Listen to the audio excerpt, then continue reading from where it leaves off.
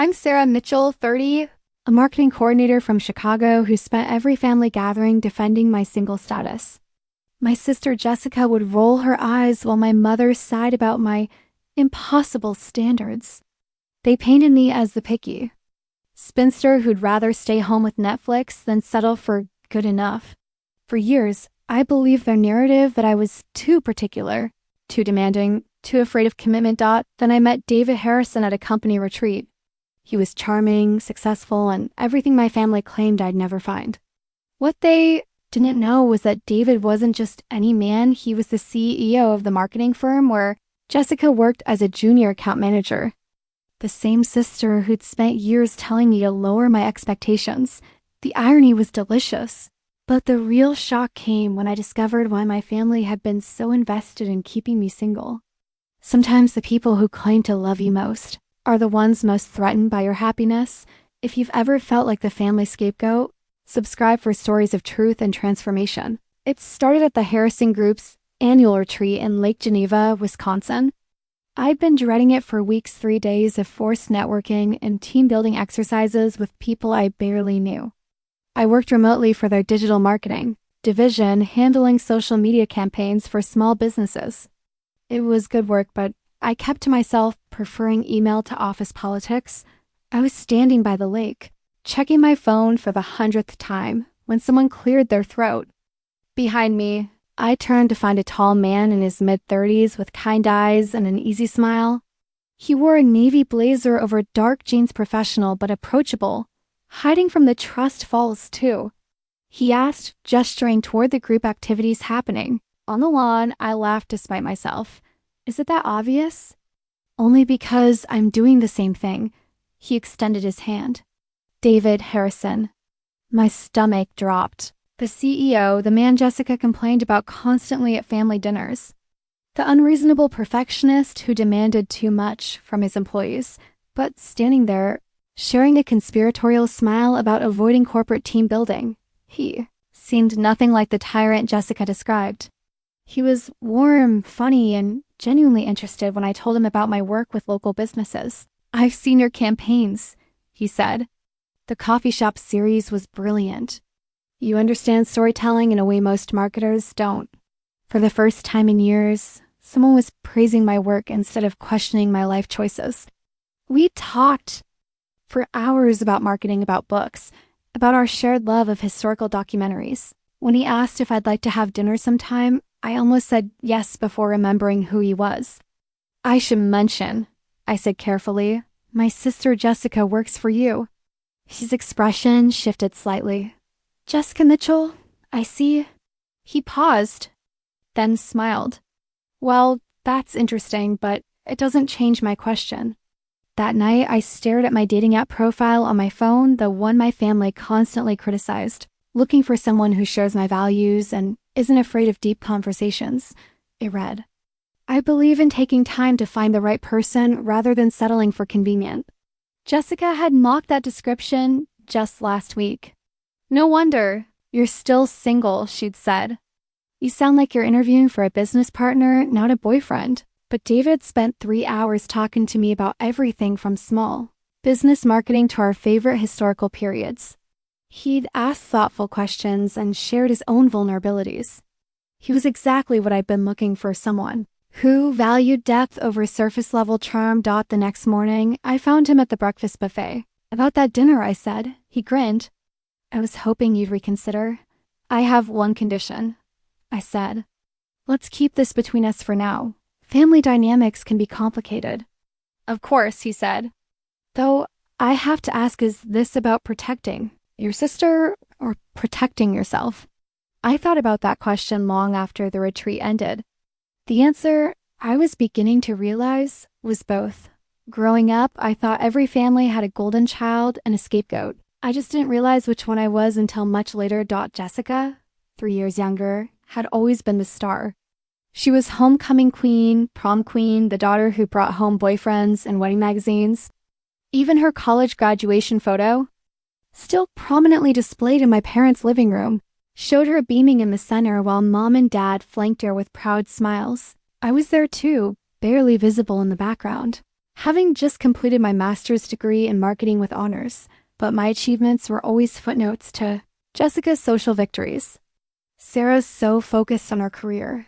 Mom would say when relatives asked about my love life, it wasn't a compliment. In our family, being career-focused was code for being selfish, unwilling to prioritize what really mattered: family, marriage, children. Jessica married her college boyfriend, Brad, 6 months after graduation. The wedding was everything she dreamed of: 300 guests, a live band, flowers everywhere. I was the maid of honor, smiling dutifully while everyone praised Jessica for getting her priorities straight. The marriage lasted 18 months. During the divorce, Jessica moved back home. She was 25 and heartbroken, and suddenly I was expected to be the stable one, the shoulder to cry on, the sister who would always be there because, after all, what else did I have going on?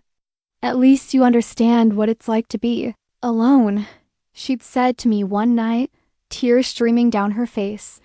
The comment stung, but I told myself she was just hurting. That was Jessica's gift, making her problems everyone else's responsibility while somehow making me feel guilty for having your own life. After the divorce, she threw herself into her career with a vengeance. She got the job at Harrison Group through a connection from college. Brad's roommate worked there and put in a good word.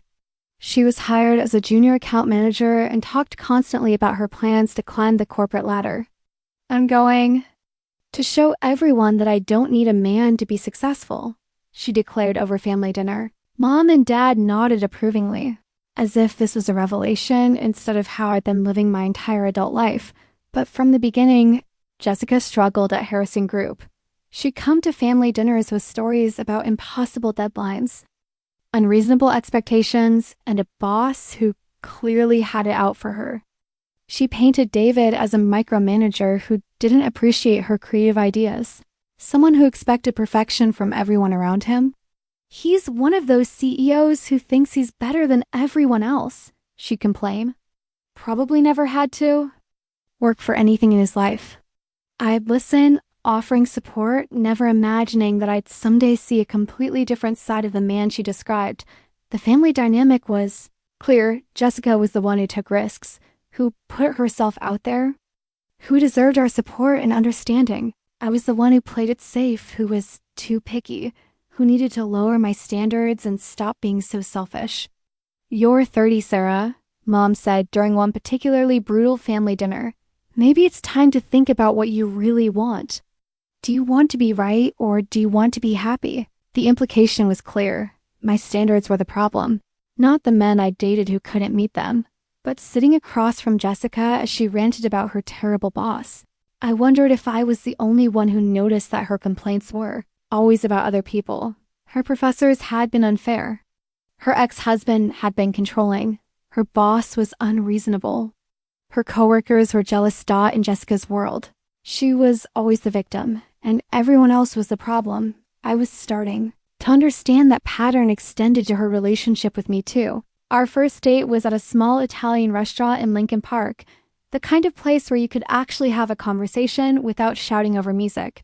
David arrived early, which I appreciated. Punctuality was one of those impossible standards my family mocked. He stood when I approached the table, pulling out my chair.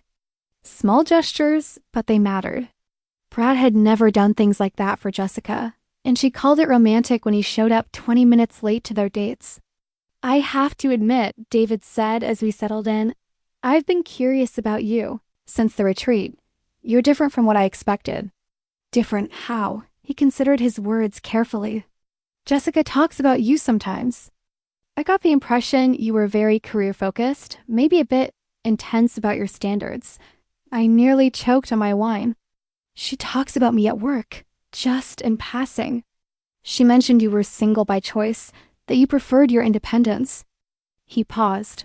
But talking to you, I can see that's not the whole story. I appreciated his directness. Most men would have avoided the topic entirely or made assumptions. David was genuinely trying to understand. My family thinks I'm too picky, I said. They see my standards as obstacles instead of boundaries. What kind of standards? He asked. I'd had this conversation before, usually with men who were looking for reasons to dismiss my expectations. But David seemed genuinely curious, not defensive. I want someone who's emotionally available, I said. Someone who communicates honestly, who has goals and values that align with mine. I want partnership, not just companionship. Those seem like reasonable requirements for a relationship, he said. You'd be surprised how many people disagree, he smiled. I'd be surprised how many people settle for less. Over dinner, we talked about everything: our work, our families, our dreams. David started Harrison Group 5 years earlier after leaving a corporate job that left him feeling empty. He talked about building a company culture based on respect and growth, about his frustration with employees who wanted success without effort. I had an employee once who complained constantly about not getting promoted, he said. But when I offered her additional training and more challenging projects, she wasn't interested. She wanted the title and salary without the responsibility. I thought about Jessica's complaints about being overlooked for advancement while refusing to take on extra assignments. It's difficult, I said carefully, when someone's perception of their performance doesn't match reality. Exactly, he said. I believe in supporting my team, but I also believe in accountability. Maybe that makes me demanding, but I'd rather have high standards than low expectations. After dinner, we walked along the lakefront. The October air was crisp, and David offered me his jacket without being asked. We talked about books, about travel, about our shared love of historical documentaries. He was well-read, thoughtful, and genuinely interested in my opinions. I have a confession, he said as we reached my car. I looked up your work after the retreat, the campaign you did for that family bakery, the one about tradition and community. It was beautiful. You really looked at my work? I wanted to understand who you were professionally. Your storytelling is exceptional, Sarah. You see the heart of what makes businesses special. No one had ever analyzed my work that way. Jessica usually rolled her eyes when I talked about my campaigns, and my parents saw my job as something to fill time until I found a husband. Thank you, I said, feeling tears prick my eyes. That means more than you know. He walked me to my car, and when he kissed me goodnight, it was gentle and respectful. No pressure, no expectations, just a perfect end to a perfect evening. The next morning, I found a handwritten note slipped under my apartment door. Sarah, thank you for one of the best evenings I've had in years. I know we're keeping things quiet for now, but I wanted you to know that I really see you, and I'm grateful for that. Looking forward to seeing you again soon. David. I held that note for a long time, reading it over and over. When was the last time someone had taken the time to write something by hand? When had anyone ever said they were grateful for me? That afternoon, Jessica called to complain about her week at work. Harrison was impossible again, she said. He rejected 3 of my campaign ideas and made me redo a presentation twice. I swear he's trying to make me quit. I listened, making appropriate sympathetic noises, while thinking about the man who'd spent 3 hours talking to me about storytelling and authenticity. The man who'd noticed my work and taken the time to understand it. Maybe he's just trying to help you improve, I suggested gently. Whose side are you on? Jessica snapped. He's a perfectionist who expects everyone to read his mind. No one could meet his standards. After we hung up, I looked at David's note again. Maybe no one can meet his standards at work, but he'd spent an entire evening asking thoughtful questions and listening to my answers. He'd seen value in my work and taken the time to tell me. For the first time in my life, I wondered if having high standards wasn't a flaw, it was a strength. Maybe, just maybe, I'd found someone who understood that. Over the next few months, as David and I grew closer, Jessica's complaints about work intensified. Every family dinner became a litany of grievances against Harrison Group and its impossible CEO.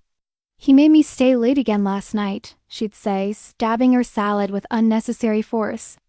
3 hours to fix a presentation that was perfectly fine the first time.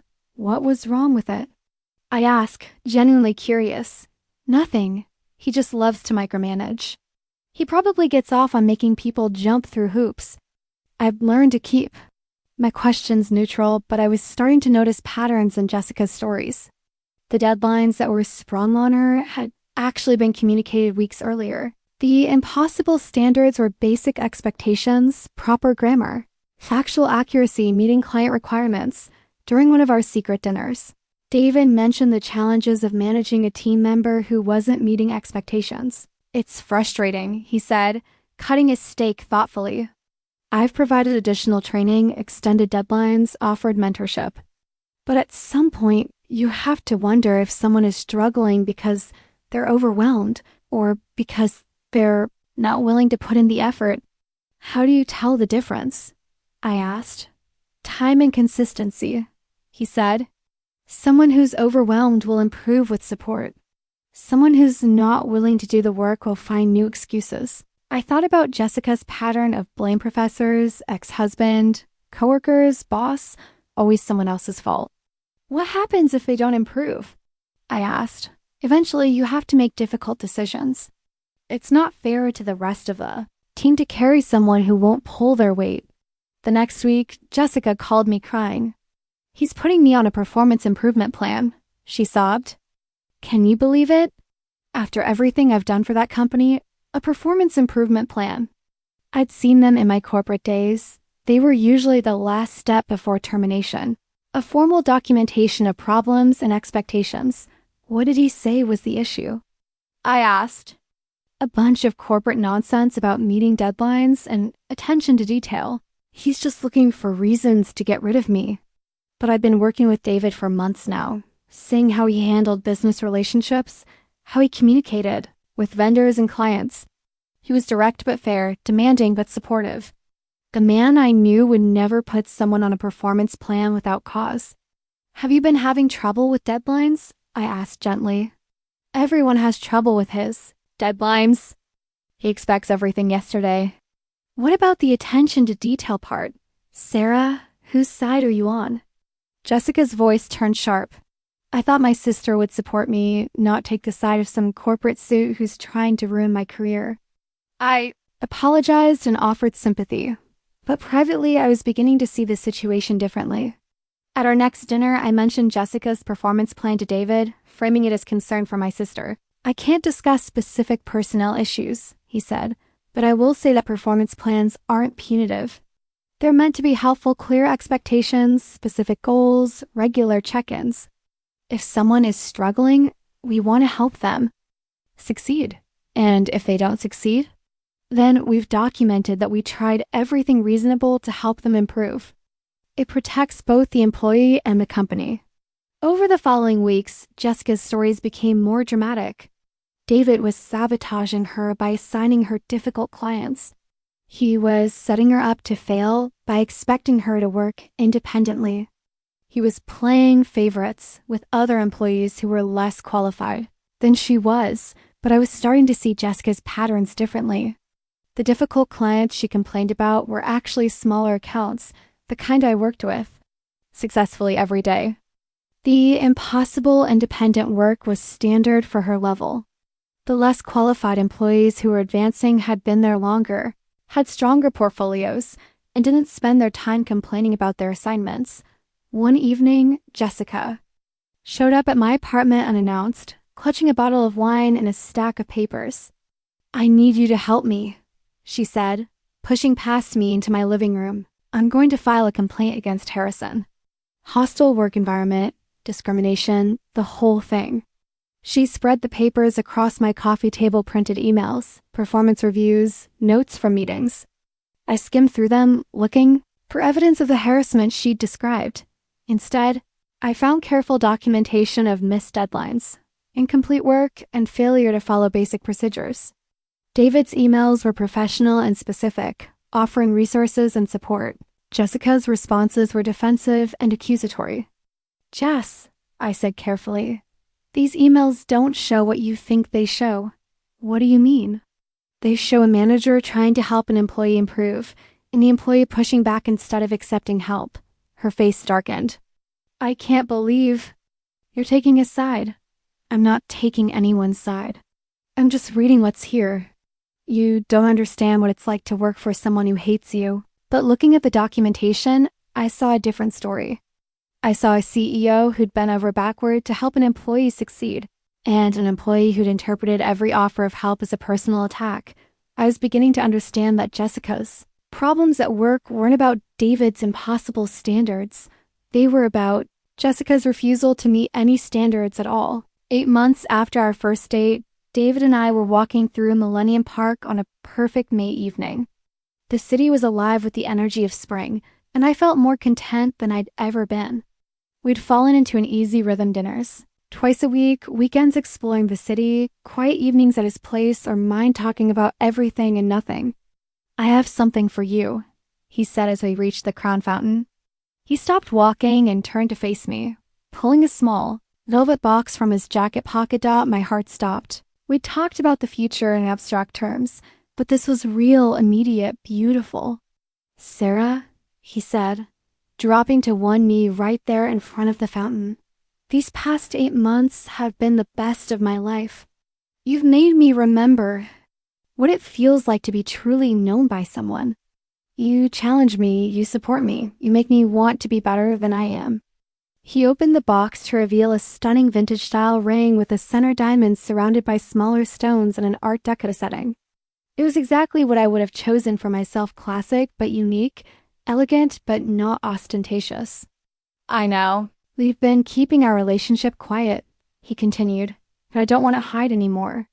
I want to build a life with you, Sarah. Will you marry me?" I said yes before he'd even finished the question, tears streaming down my face as he slipped the ring onto my finger. It fit perfectly, of course. David had noticed everything about me over the past months, how I preferred silver to gold, how I admired vintage jewelry, how I valued meaning over flashiness. "How did you know my ring size?" I asked, laughing through my tears. "I may have enlisted your friend Rachel as a co-conspirator," he admitted. "She borrowed one of your rings a few weeks ago for cleaning purposes." We celebrated that night at the restaurant where we'd had our first date, and I felt like I was floating. After years of being told I was too picky, too demanding, too focused on impossible standards, I found someone who not only met those standards, but exceeded them. "I need to tell my family," I said as we walked back to his car. "They're going to be shocked. Good shocked or bad shocked. I honestly don't know," I admitted. "They've been so focused on me being single that I'm not sure they'll know how to react to me being engaged." David stopped walking and took my hands. "Are you worried about Jessica?" I'd been dreading this conversation. "I'm worried about the whole family dynamic. Jessica's been struggling at work, and when she finds out I'm marrying her boss..." "Sarah," he said gently, "your happiness isn't contingent on your family's approval. You know that, right?" Intellectually, I did. But emotionally, I was still the little girl who'd spent her childhood trying to measure up to her golden child, sister. "I know," I said, "but they're still my family." The next day, I decided to tell my parents first. I drove to their house in the suburbs, the engagement ring feeling heavy on my finger. Mom was in the kitchen, Dad was watching golf in the living room, the same positions they'd been in for the past 30 years. "I have some news," I said, accepting the coffee Mom offered me. "I'm engaged." Both parents stared at me in shock. "Engaged?"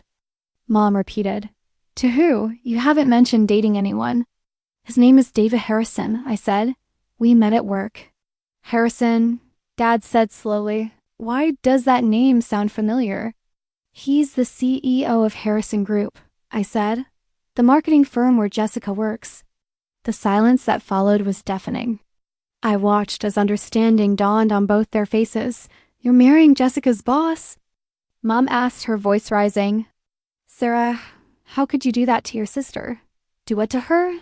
I asked. "Fall in love?" "You know she's having problems at work," Dad said. "This is going to make everything worse for her." "My relationship with David has nothing to do with Jessica's job performance," I said, trying to keep my voice steady. "We met completely by chance, and we fell in love. This isn't about her.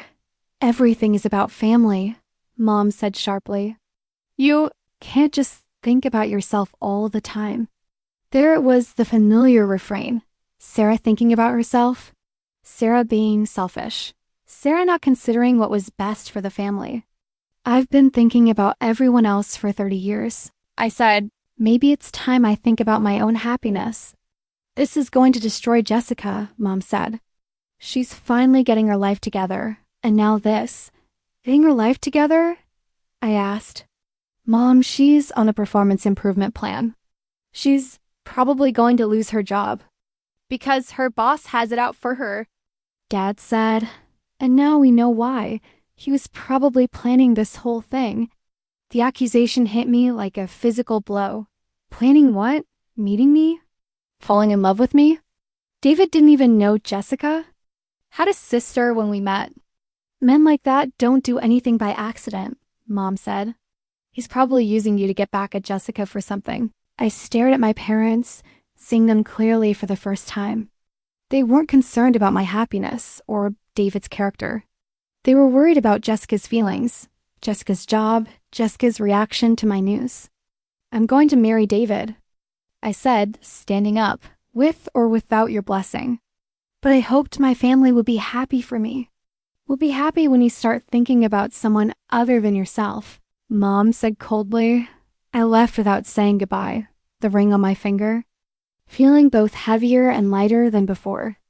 Heavier because I was carrying the weight of my family's disapproval.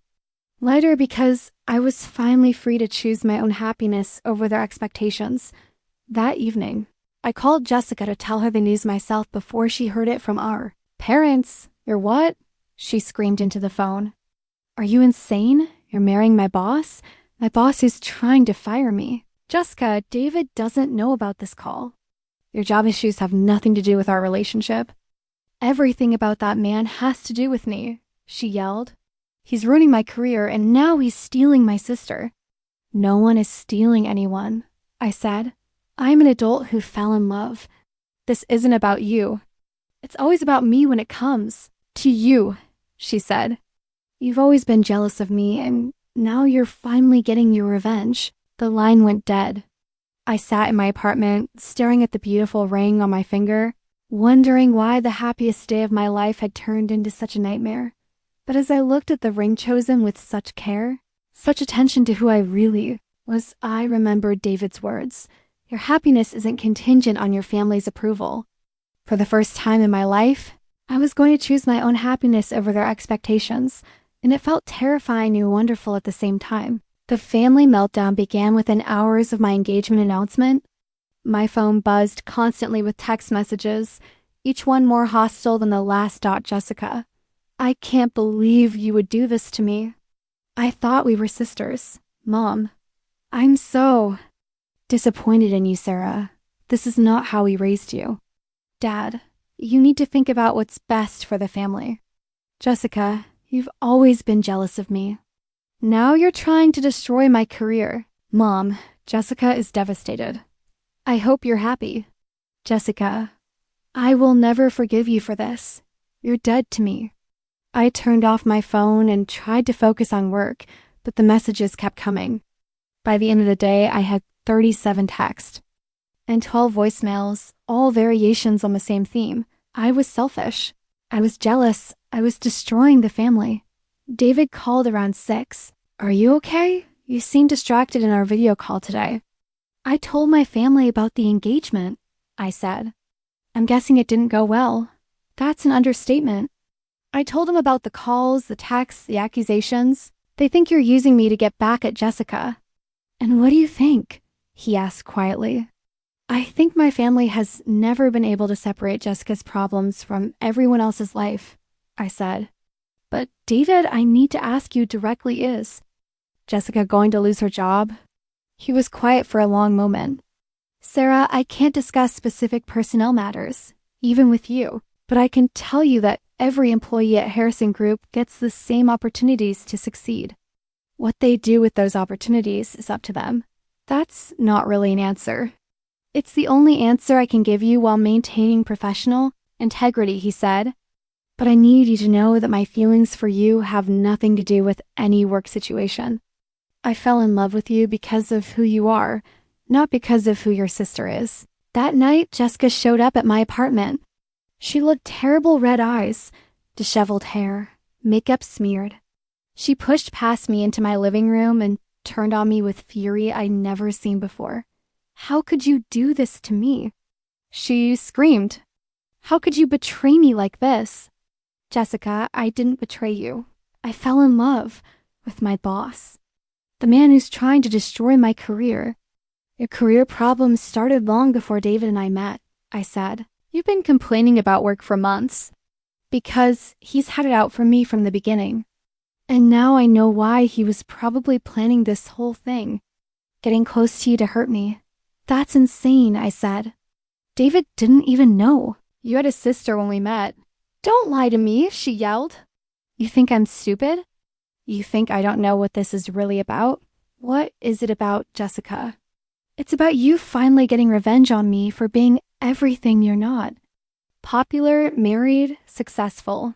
You're divorced, I pointed out. And you're about to lose your job. The words hung in the air between us. Jessica's face crumpled, and for a moment, I thought she might break down. Instead, her expression hardened. You've always hated me, she said, ever since we were kids. You couldn't stand that Mom and Dad loved me more, that I was the daughter they were proud of. I never hated you, I said. I just wanted them to be proud of me, too. Well, congratulations, she said bitterly. You finally found a way to hurt me. You're marrying the man who's destroying my life. Jessica, listen to yourself. You're making this about you when it has nothing to do with you. Everything about you has to do with me. She yelled. You're my sister. You're supposed to be loyal. To me. I've been loyal to you my entire life, I said. I've listened to your complaints, supported your decisions, made excuses for your behavior, but I won't give up my happiness for your comfort. Your happiness? She laughed bitterly. You think this is happiness? You think David actually loves you? He's using you. Sarah, he's probably laughing about it with his friends, how he got the pathetic sister of the employee he wants to fire. The words hit me like a physical blow, but I forced myself to stay calm. You're hurt and angry, and you're trying to hurt me back. But I won't let you poison my relationship with your bitterness. Fine, she said, heading for the door. Marry him, but don't come crying to me when you find out who he really is. She slammed the door behind her, leaving me alone with the echo of her words. Over the next week, the family pressure intensified. Mom called daily, alternating between guilt trips and ultimatums. Dad sent long emails about family loyalty and the importance of putting others first. Jessica's friends started commenting on my social media post, making snide remarks about stealing your sister's boss. The worst part was the doubt they were planting. In quiet moments, I found myself wondering if they were right. Was I being selfish? Was I hurting Jessica by marrying David? Was I naive to think our relationship was real? David noticed my mood during our dinner Friday night. You're thinking too much, he said, reaching across the table to take my hand. My family thinks I'm making a mistake, I said. They think you're using me. What do you think? I think they've made me doubt myself about everything for so long that I don't trust my own judgment anymore. He was quiet for a moment, then pulled out his phone. I want to show you something, he said, scrolling through his photos. This is from the first night we met at the retreat. The photos showed the two of us by the lake, deep in conversation. I looked relaxed and happy, more myself than I'd been in years. I took this because I wanted to remember the moment I met. You, he said, not Jessica's sister. Not someone I was trying to use or manipulate. You, Sarah, the woman who challenged my assumptions and made me laugh and showed me what it felt like to be truly seen by someone. Tears filled my eyes. They're saying such terrible things. They're saying those things because they're threatened by your happiness, he said. They need you to be the responsible one, the one who puts everyone else first, the one who doesn't ask for too much. Your joy disrupts their entire family dynamic. But what if they're right? What if I am being selfish? Sarah, he said gently, wanting to be loved and respected and valued isn't selfish. It's human, and if your family can't celebrate your happiness, That says everything about them and nothing about you." I looked at the photo again, at my genuine smile, at the way David was looking at me with interest and affection, not calculation, not manipulation, just love. "I'm scared," I admitted. "Of what?" "Of choosing you over them. Of being alone if this doesn't work out. You're not choosing me over them," he said. "You're choosing yourself. And Sarah, you're never going to be alone. Not as long as I'm alive." That night, I turned off my phone and made a decision. I was going to marry David Harrison. I was going to choose my own happiness over my family's dysfunction. And I was going to stop apologizing for wanting more than they thought I deserved. For the first time in my life, I was going to put myself first. The guilt was overwhelming, but the relief was even stronger. Something was bothering me about my family's extreme reaction to my engagement. Sure, they'd always favored Jessica, but their fury felt disproportionate. It wasn't just disappointment, it was panic. Desperate, angry panic that made me wonder what I was missing. I started paying closer attention to the things they weren't saying. During one of Mom's guilt trip phone calls, she mentioned that Jessica was finally getting her life together and that my engagement was going to ruin everything she's worked for. But what had Jessica actually worked for? She'd been at Harrison Group for less than 2 years, was on a performance improvement plan, and spent most of her time complaining about her job. "Mom," I said carefully, "what exactly am I ruining for Jessica? Her chance to succeed." Mom said quickly, "Her opportunity to prove herself. That she's been struggling at work for months. This isn't new. That's because David had it out for her from the beginning," Mom said. "But Jessica has a plan to turn things around. A plan." That was interesting. What kind of plan? "I don't know the details," Mom said, but something in her voice suggested she knew more than she was letting on. That weekend, I decided to do some investigating. I started with Jessica's social media, looking for clues about her financial situation and her plan to turn her career around. What I found was disturbing. Jessica's Instagram showed a lifestyle that didn't match a junior. Account manager's salary, designer clothes, expensive dinners, weekend trips to luxury resorts. Her most recent post showed her at a spa in Scottsdale, getting treatments that cost more than I spent on groceries in a month. I cross-referenced the dates with what I knew about her work schedule. The Scottsdale trip had happened during a week, when she called in sick 3 days in a row, claiming she had the flu. Curious, I checked her LinkedIn profile. She'd updated her job title to Senior Marketing Strategist and listed responsibilities that didn't match what she told the family about her actual role. She was presenting herself as much more senior and successful than she actually was. But the real revelation came when I was helping my parents clean out their basement the following weekend. I was going through old boxes when I found a folder marked Jessica Financial. Hidden behind some Christmas decorations inside were credit card statements, loan documents, and bank records going back 6 months. Jessica owed over $40,000 on credit cards alone. She had 2 personal loans, both in default. Her checking account was consistently overdrawn, but more interesting were the deposit records. Regular payments of $500. Every 2 weeks, marked as coming from &D Mitchell Trust. Mom and Dad were giving Jessica $1,000 a month. "Mom," I called upstairs, holding the bank statements. "Can you come down here for a minute?" She appeared at the top of the stairs, took one look at what I was holding, and went pale. "Sarah, you shouldn't be looking through those. You've been giving Jessica money," I said. "A lot of money." Mom came down the stairs slowly. "She's been going through a difficult time." "For how long?" "Since the divorce," Mom admitted. "She made some poor financial decisions, and we've been helping her get back on her feet." "Mom, this is thousands of dollars. How can you afford this?" Mom's expression crumbled. "We took out a second mortgage on the house," she said quietly. "Your father's retirement fund is gone. We've been using our savings to help Jessica because she promised she was going to get promoted and pay us back." The magnitude of the situation hit me like a truck.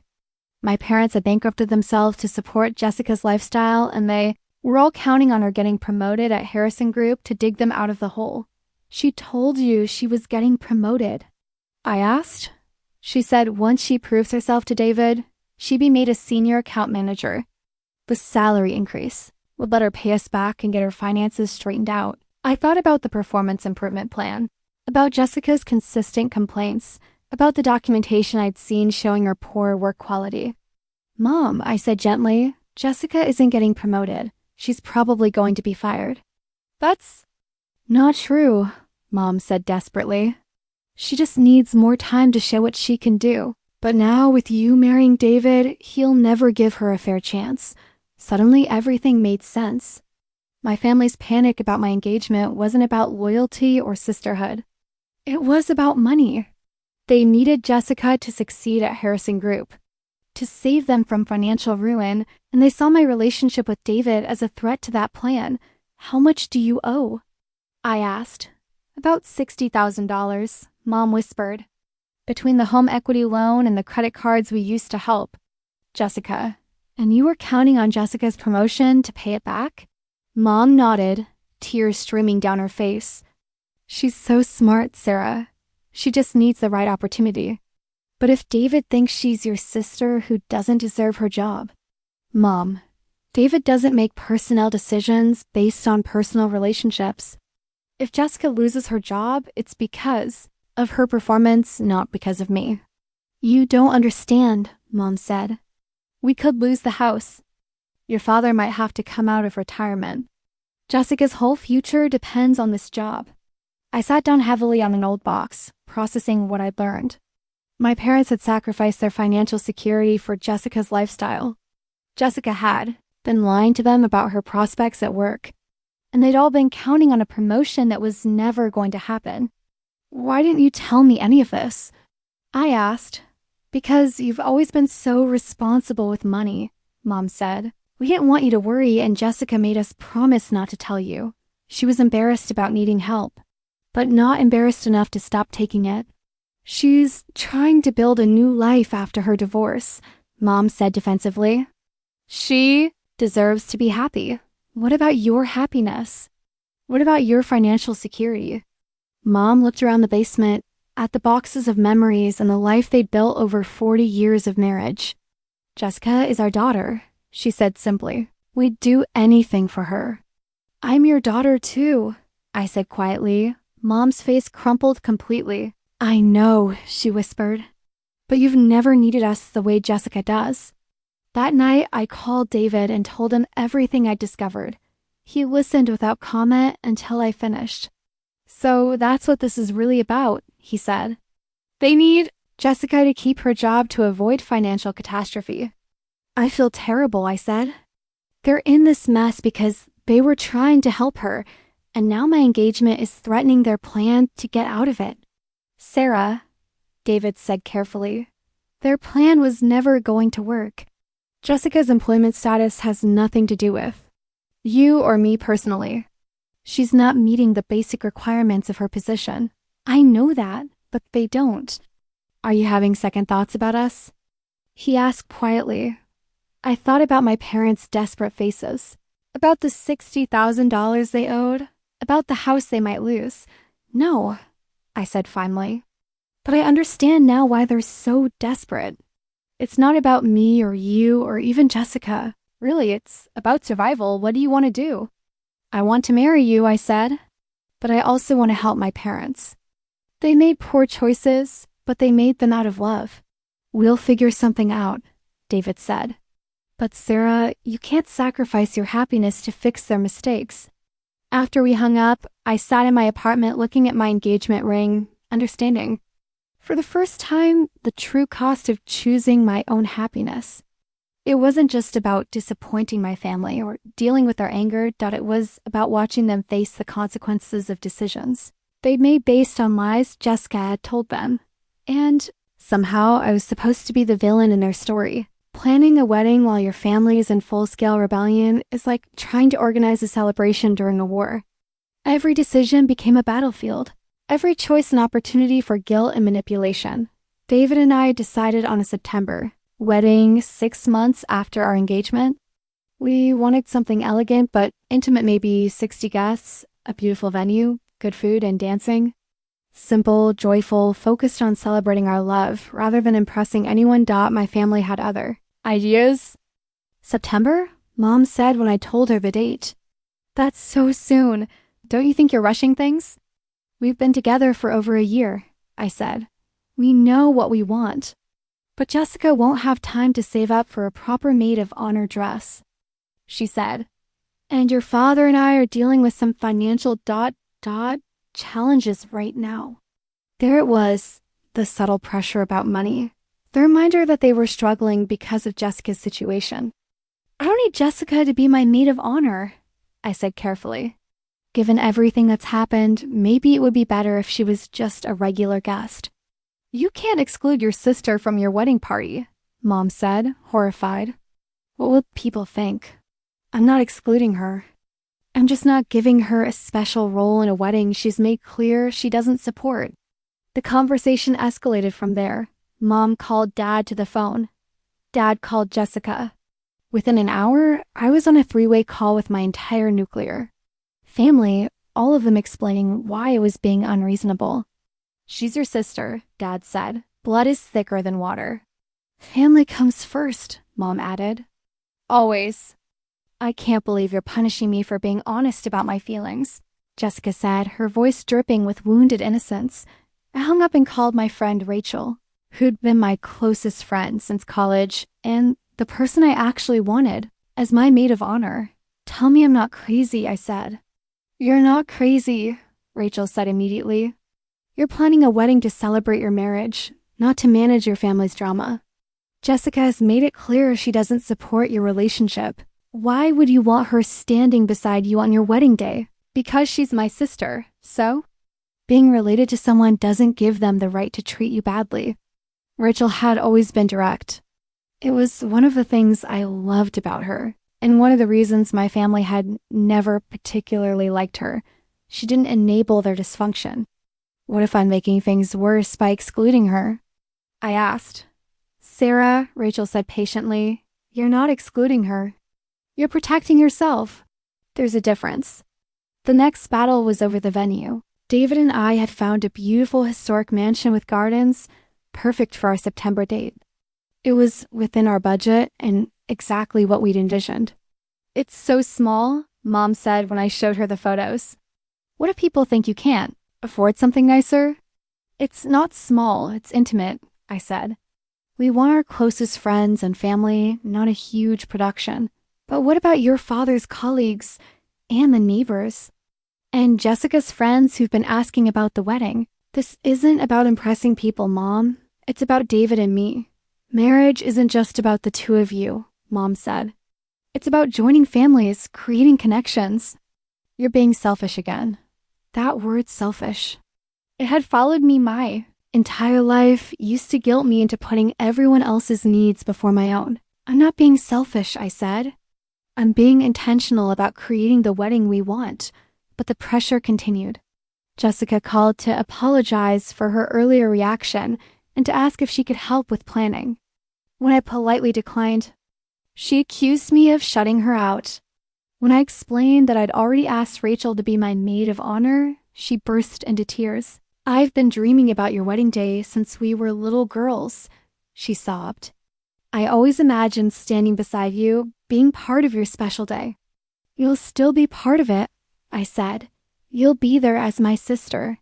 It's not the same thing, she said. You're replacing me with someone who isn't even family. I'm choosing someone who supports my marriage and wants me to be happy. I want you to be happy.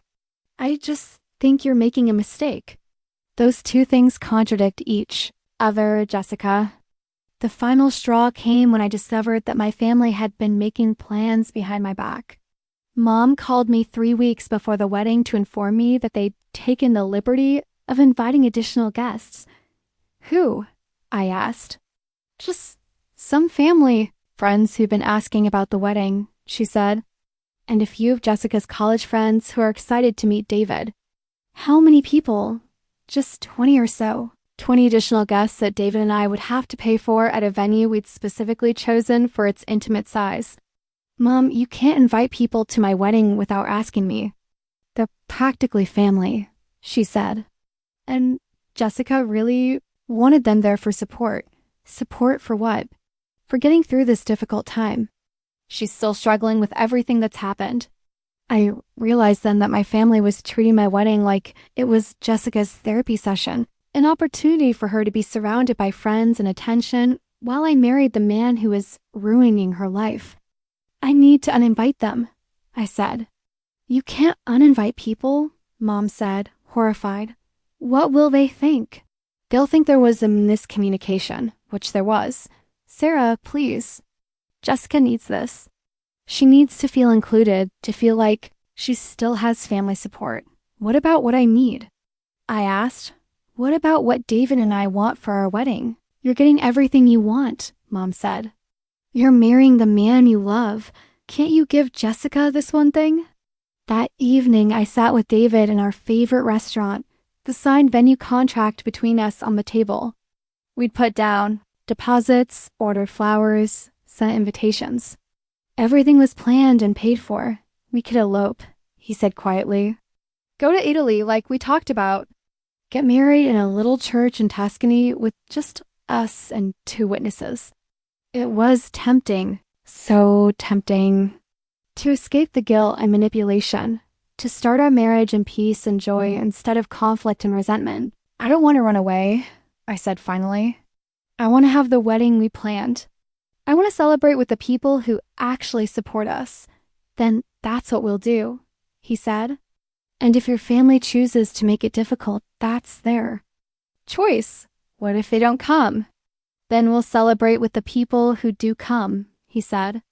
Sarah, our marriage isn't about them. It's about us. I looked at the contract, at the plans we made, at the future we were building together. You're right, I said. This is our wedding, our choice, our life. I called Mom that night and told her that the guest list was final, that Jessica could attend as a regular guest or not at all, and that if anyone in the family couldn't support our marriage, they didn't need to attend the wedding. You're going to regret this, Mom said coldly. You're choosing strangers over family. I'm choosing people who love me over people who want to control me. I said, for the first time in my life, I meant it. 3 weeks later, David and I would get married surrounded by 60 people who genuinely wanted us to be happy. My parents would be there, sitting stiffly in the 3rd row. Jessica would not. As my wedding approached and Jessica's job situation deteriorated, her behavior became increasingly erratic. The performance improvement plan at Harrison Group had clear benchmarks and deadlines, and from what I could piece together from family conversations, Jessica wasn't meeting any of them, but instead of acknowledging her poor performance, Jessica doubled down on her victim narrative and began what I can only describe as a campaign of manipulation designed to save her job through family connections. It started with phone calls. Sarah, she said one evening in July, her voice unusually sweet. I've been thinking about what you said about my attitude toward your engagement. You're right, I haven't been supportive. I was hurt and scared about my job, but that's not your fault. I was immediately suspicious. Jessica didn't apologize. Ever. I appreciate that, I said carefully. I was wondering if maybe we could meet for coffee. I'd love to hear about your wedding plans, and maybe I could share some ideas I've had for improving things at work. What kind of ideas? Just some creative campaigns I've been developing. I think if David could see my real potential, he'd understand that I'm an asset to the company. There it was. She wanted me to influence David on her behalf. Jessica, I can't discuss your work situation with David. That would be inappropriate. I'm not asking you to discuss it, she said quickly. I'm just asking you to maybe mention that. I've been working on some exciting new projects. Plant a seed, you know? No, I said firmly. David's professional decisions have to be separate from our personal relationship. But you could at least look at my ideas, she pressed. You're good at this stuff. Maybe you could give me some feedback. Help me make them stronger. Against my better judgment, I agreed to meet her for coffee the next weekend. I told myself I was being supportive, helping my sister improve her professional skills. But deep down, I knew I was being manipulated. Jessica arrived at the coffee shop with a thick portfolio and an enthusiasm I hadn't seen from her in months. She dressed professionally, done her hair, even brought a notebook for taking notes. "I've been working so hard on these," she said, opening the portfolio with a flourish. "I think they could really transform how Harrison Group approaches small business marketing." I looked through the materials she prepared. The ideas themselves weren't terrible, but they were poorly executed, full of typos, inconsistent formatting, unrealistic budgets, and timelines that showed she didn't understand the actual work involved in implementing her suggestions. More troubling, several of the concepts were obviously borrowed from campaigns I'd worked on, with just enough changes to avoid being outright plagiarism. "What do you think?" she asked eagerly. "They need work," I said diplomatically. "The core ideas have potential, but the execution needs to be more professional." "But you think David would be interested in them?" "Jessica, it doesn't matter what I think David would be interested in. These need to be presented through proper channels at work. But maybe you could just mention them casually, like, 'Oh, Jessica's been working on some interesting ideas.'" "That's not inappropriate, is it?" "Yes, it is," I said. "And Jessica, some of these concepts are very similar to campaigns I've done. You can't present work that's derivative of other people's ideas as your own." Her face darkened. "I didn't copy anything. Maybe we just think alike because we're sisters. These aren't just similar. This social media calendar is almost identical to one I created for the bakery chain last year." "Fine," she said, slamming the portfolio shut. I was trying to learn from the best, but apparently sharing ideas with family is theft now. Learning from examples is fine, but you need to create original work for your job. This is original. Just because I was inspired by your style doesn't mean I stole anything. The conversation deteriorated from there. Jessica accused me of being unsupportive, jealous of her creativity, and unwilling to help family. I tried to explain the difference between inspiration and appropriation, but she wasn't listening. 2 days later, I got a call from David. "I need to ask you something," he said, his voice carefully neutral. "Did you help Jessica prepare some marketing proposals?" My stomach dropped. "Why?" "She submitted a portfolio of campaign ideas yesterday, requesting a meeting to discuss expanding her role. Some of the concepts are remarkably similar to work in your portfolio."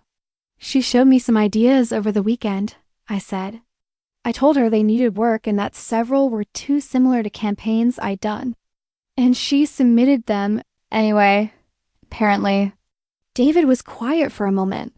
"Sarah, I need you to know that this puts me in a difficult position. I can't ignore what appears to be plagiarism, even if it involves your sister." "I understand," I said. "Do what you need to do professionally." "There's something else," he said.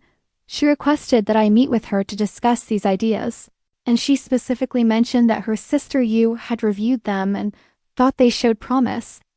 I felt sick. Jessica had used my name to try to legitimize stolen work, putting both David and me in an impossible position. "I never said they showed promise," I said. "I said they needed work and couldn't be presented as original." "I believe you," David said. "But this creates a problem. She's essentially using our relationship to try to influence a business decision." That evening, Jessica called me furious. "I can't believe you sabotaged me," she said. "I finally get a chance to show David what I can do, and you told him the ideas were stolen." "I didn't tell him anything. He recognized the similarities himself." "You must have said something. He won't even meet with me now." "Jessica, you submitted work that was largely copied from my campaigns, and then told him I'd endorsed it. What did you think would happen?" "I thought my sister would support me instead of throwing me under the bus." "I'm not throwing you under the bus. I'm refusing to be part of your scheme to manipulate your way out of poor job performance." "Scheme?" she yelled. "I'm trying to save my career. I'm trying to prove that I can do good work, and you're sabotaging me because you're jealous that I might succeed." "I'm not jealous, Jessica. I'm horrified." You're destroying your own credibility by trying to take credit for work you didn't do. Fine, she said. Don't help me. But don't expect me to forgive you when I lose my job because of this. She hung up, leaving me staring at my phone in disbelief. The next day, Mom called. Jessica told me what happened with her presentation, she said. Sarah, how could you undermine her like that? I didn't undermine her. She tried to submit plagiarized work and use my name to endorse it. She was trying to learn from your expertise. There's nothing wrong with that. There's everything wrong with presenting someone else's work as your own. She's desperate, Mom said. She's trying everything she can think of to save her job. Can't you help her? Not like this, I said. Not by compromising my professional integrity or David's. So you'll let your sister lose her job to protect your precious boyfriend's reputation? David isn't my boyfriend, he's my fiancé. And, yes, I'll protect our relationship from Jessica's attempts to manipulate it. This family is falling apart because of you, Mom said bitterly, after she hung up. I sat in my apartment wondering how wanting ethical behavior from my sister had made me the villain in my family's story. But I was beginning to understand that, in my family's world, supporting Jessica meant enabling her worst impulses, and protecting yourself meant betraying the family. I was done playing by those rules. 2 weeks later, Jessica would be terminated from Harrison Group for attempting to submit plagiarized work and for misrepresenting her relationship with senior leadership, and somehow that would still be my fault. The truth about my family came to light 2 weeks before my wedding. In the most unexpected way possible, I was at my parents' house helping Mom address wedding invitations when her phone buzzed with a text message. She glanced at it and quickly turned the phone face down, but not before I caught a glimpse of the message thread. It was a group chat labeled Family Support with Dad, Jessica, and someone named Aunt Carol. Who's Aunt Carol? I asked. We didn't have an Aunt Carol. Oh, that's just what the girls at my book club call me, Mom said quickly. But her face was flushed. Something about her reaction bothered me.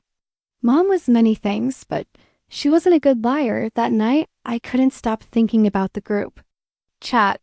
My family had been acting strange for months, stranger than usual, even accounting for Jessica's job situation and my engagement. There were hushed phone conversations that stopped when I entered rooms, meaningful looks exchanged between my parents, and references to plans and strategies that never quite made sense. The next day, while Mom was in the shower, I did something I'd never done before. I looked at her phone. The family support group chat contained 18 months of messages. 18 months of conversations about me that I'd never been part of. As I scrolled through the messages, my hands began to shake. Sarah's getting too independent. She turned down dinner again this weekend.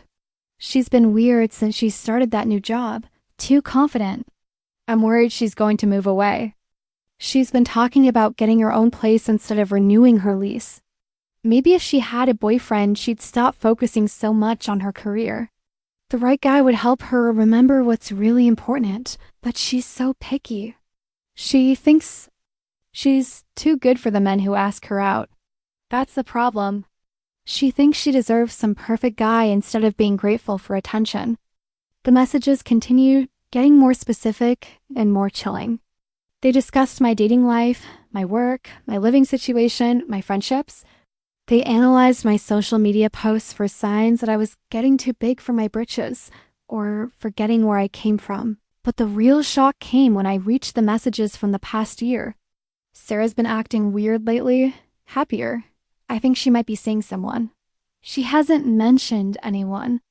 She's been distracted at family dinners. And she's been dressing better. Maybe we should ask her directly.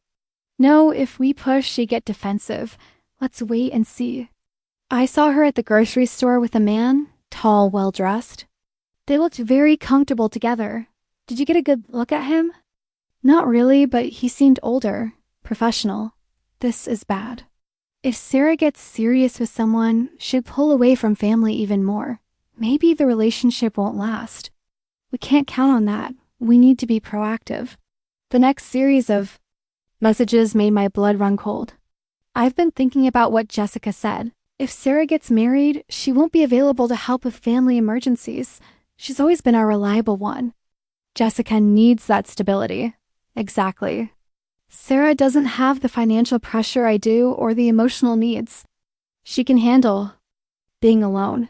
But what if this man is serious about her? Then we make sure she understands her priorities. Family comes first. How? We remind her how picky she is. How lucky she is that anyone wants her. How selfish it would be to abandon family for some guy. The messages showed months of planning and coordination. They'd been working together to undermine my confidence, to convince me that my standards were unreasonable, to make me feel guilty for wanting love and partnership, but the worst was yet to come. Financial update. Mom and Dad have given me $8,000. This month, credit cards are maxed, but I'm managing. We can't keep this up much longer. Dad's retirement account is almost gone. I know, I'm working on the promotion. If I can get senior status at work, I can start paying you back. What if that doesn't happen? It has to happen. But worst case scenario, Sarah could help. We can't ask Sarah for money. She'd want to know why we need it. Not money, support. If I lose my job, I can move in with her temporarily. She has that extra bedroom. Would she agree to that? If we frame it right. Make it about family loyalty. Sarah's always been a sucker for guilt trips, about doing the right thing. But what if she's serious about this boyfriend? Then we make sure she knows that choosing him over family would be selfish. We've been laying the groundwork for months. I had to put the phone down. My family, the people who were supposed to love and support me, had been systematically manipulating me for over a year. They'd been planning to use me as Jessica's emotional and financial safety net while simultaneously undermining my self-worth to ensure I'd be available for that role. The most recent messages were from the past few weeks, after Jessica had been fired. It's over. David fired me. Sarah ruined everything. What do we do now? The house payment is due next week. We don't have it. We stick to the plan. Make Sarah feel guilty about choosing David over family. She'd break up with him if we push hard enough. What if she doesn't? Then we escalate. Medical emergency, financial crisis, whatever it takes. Sarah won't let family suffer for her happiness. That seems extreme. Our survival is extreme. Sarah has always been selfish, but she's not heartless. She'd choose family if we make the stakes high enough. I was still reading when Mom came. Out of the bathroom, her hair wrapped in a towel. She saw me with her phone and went completely pale. Sarah, she said quietly, I can explain. Explain what? I asked, my voice shaking. Explain how you've been manipulating me for over a year. Explain how you've been planning to use me as Jessica's backup plan. Explain how you've been calling me selfish while plotting to guilt me into sacrificing my happiness for your mistakes. Mom sat down heavily on the bed, suddenly looking much older than her 62 years. We were scared, she said. Jessica needed help, and you've always been so strong, so independent. You thought you could manipulate me into giving up my life to fix her problems. Not give up your life, Mom said desperately. Just ... prioritize family. The way we raised you to. By lying to me, by coordinating guilt trips, by planning to fake emergencies to break up my relationship. We never actually, you discussed it, you planned it. You've been treating me like a chess piece instead of a daughter. Mom started crying, but I felt nothing. No sympathy, no guilt, no desire to comfort her. Sarah, please, we love you. You love what I can do for you, I said. You love having a reliable daughter who'll clean up Jessica's messes and support your poor decisions. But you don't love me. That's not true. When was the last time you asked me how I was doing? When was the last time you celebrated my achievements? When was the last time you supported my choices without trying to change them? Mom had no answer. I took screenshots of the most damning messages and forwarded them to my own phone.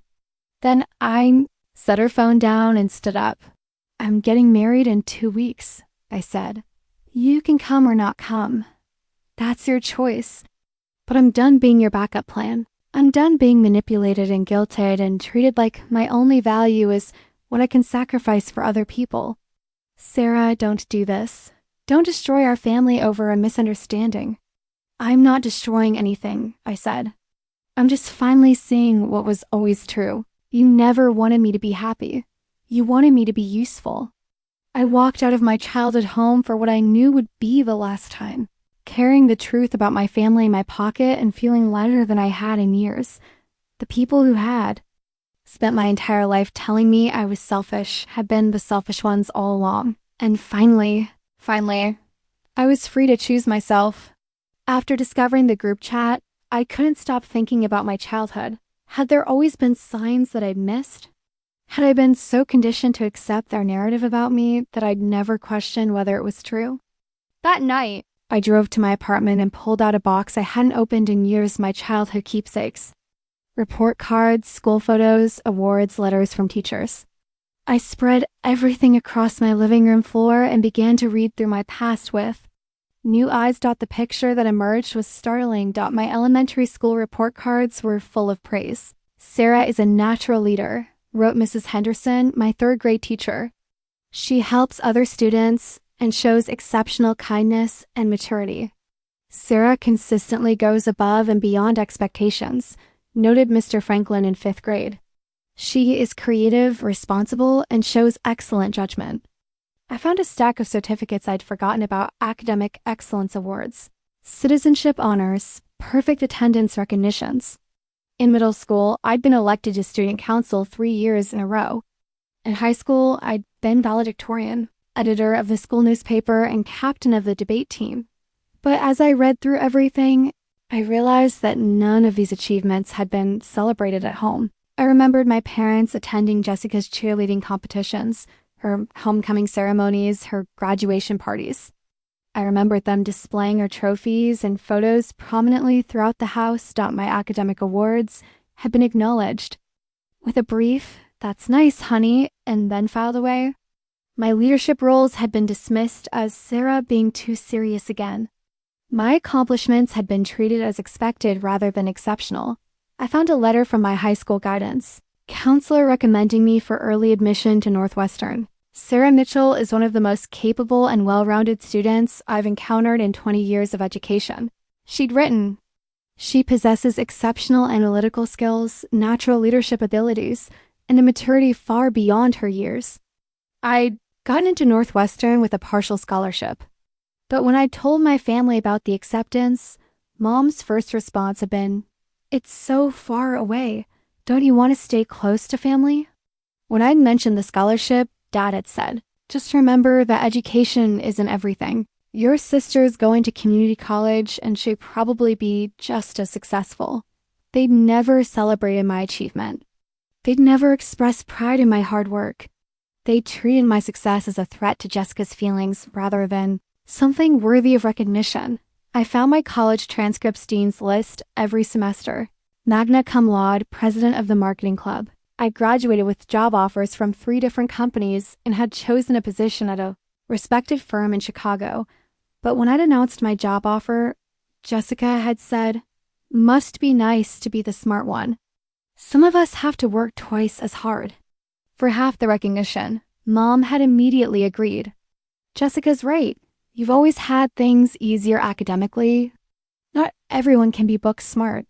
They'd made my strength sound like unfair advantages rather than the result of hard work and dedication. I pulled out my graduate school acceptance letters. I'd earned my master's degree in marketing while working full-time, maintaining a 4.0 GPA, and completing a thesis that had been published in a professional journal. Jessica's response to my graduation had been, "Finally, maybe now Sarah will stop trying to prove she's better than everyone else."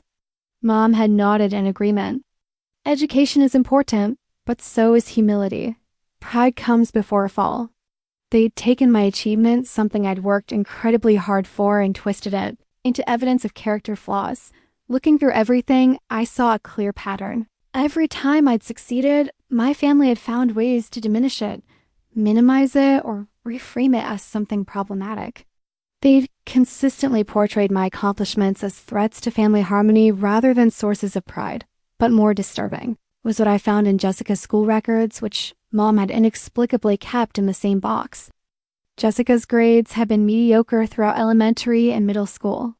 She'd struggled with basic math and reading comprehension. Her teachers' comments were diplomatic but clear. Jessica would benefit from additional support at home. Jessica seems distracted and unmotivated in class. Jessica has difficulty following directions and completing assignments. Yet Jessica had never been held accountable for her poor performance. Instead, the family narrative had become that Jessica was creative and social, while Sarah was academic but antisocial. Jessica was fun and spontaneous, while Sarah was uptight and overly serious. They'd reframed Jessica's academic struggles as personality differences and my academic success as social deficiencies. I found a particularly telling report card from Jessica's sophomore year of high school. She'd failed 2 classes and barely passed the others. The guidance counselor had recommended tutoring and possible testing for learning disabilities, but instead of getting Jessica help, my parents had spent that parent-teacher conference complaining about how much pressure Sarah put on herself and how it made Jessica feel bad about her own performance. "We don't want to create a competitive environment at home," Mom had told the counselor, according to notes I found in the file. Sarah's success sometimes makes Jessica feel inadequate. So instead of addressing Jessica's needs, they'd begun actively discouraging my achievements. I remembered that year clearly now. It was when my parents had started making comments about me being too focused on grades and needing to develop other interests. They'd stopped attending my academic awards ceremonies, saying they didn't want to make Jessica feel bad. They'd sacrificed my recognition to protect Jessica's feelings. I found my high school yearbook and flipped through the pages, reading what my classmates had written about me. "Sarah, you're going to change the world someday. Thanks for always believing in people and helping them see their potential. Rachel, you're the smartest person I know, but more importantly, you're the kindest. Don't ever let anyone dim your light. Marcus from debate team, Sarah Mitchell, future CEO, current friend to everyone. You make everything better just by being you." Katie from student council, my peers, had seen me as intelligent, kind, supportive, and destined for success. But my family had convinced me that I was selfish, antisocial, and too demanding. Final piece of evidence was a journal I kept during my senior year of high school. Reading my 8-year-old thoughts was heartbreaking. Got into Northwestern today. Mom seemed worried instead of excited. Maybe I shouldn't go so far away. Maybe I should think about Jessica's feelings more. Won the state debate championship, but Jessica said I was showing off. Maybe I should quit debate team so she can join drama club without feeling compared to me. Scholarship interview went well, but Mom said I shouldn't get my hopes up. She said it's important to be realistic and not think I'm better than other people. Even at Eton, I'd been second-guessing my achievements, minimizing my successes, and prioritizing other people's comfort over my own growth. My family had spent my entire life convincing me that my strengths were flaws. My successes were threats, and my standards were problems to be solved. They'd systematically undermine my confidence so that I'd be available to manage their dysfunction and support Jessica's irresponsibility, but the evidence was clear. I'd always been exactly who I thought I was: intelligent, capable, hardworking, and kind. My standards weren't too high, they were appropriate. For someone with my abilities and values, my family had been wrong about me, and more than that. They'd been lying to me, I called David and asked him to come over. When he arrived, I showed him everything: the report cards, the awards, the letters, the journal entries.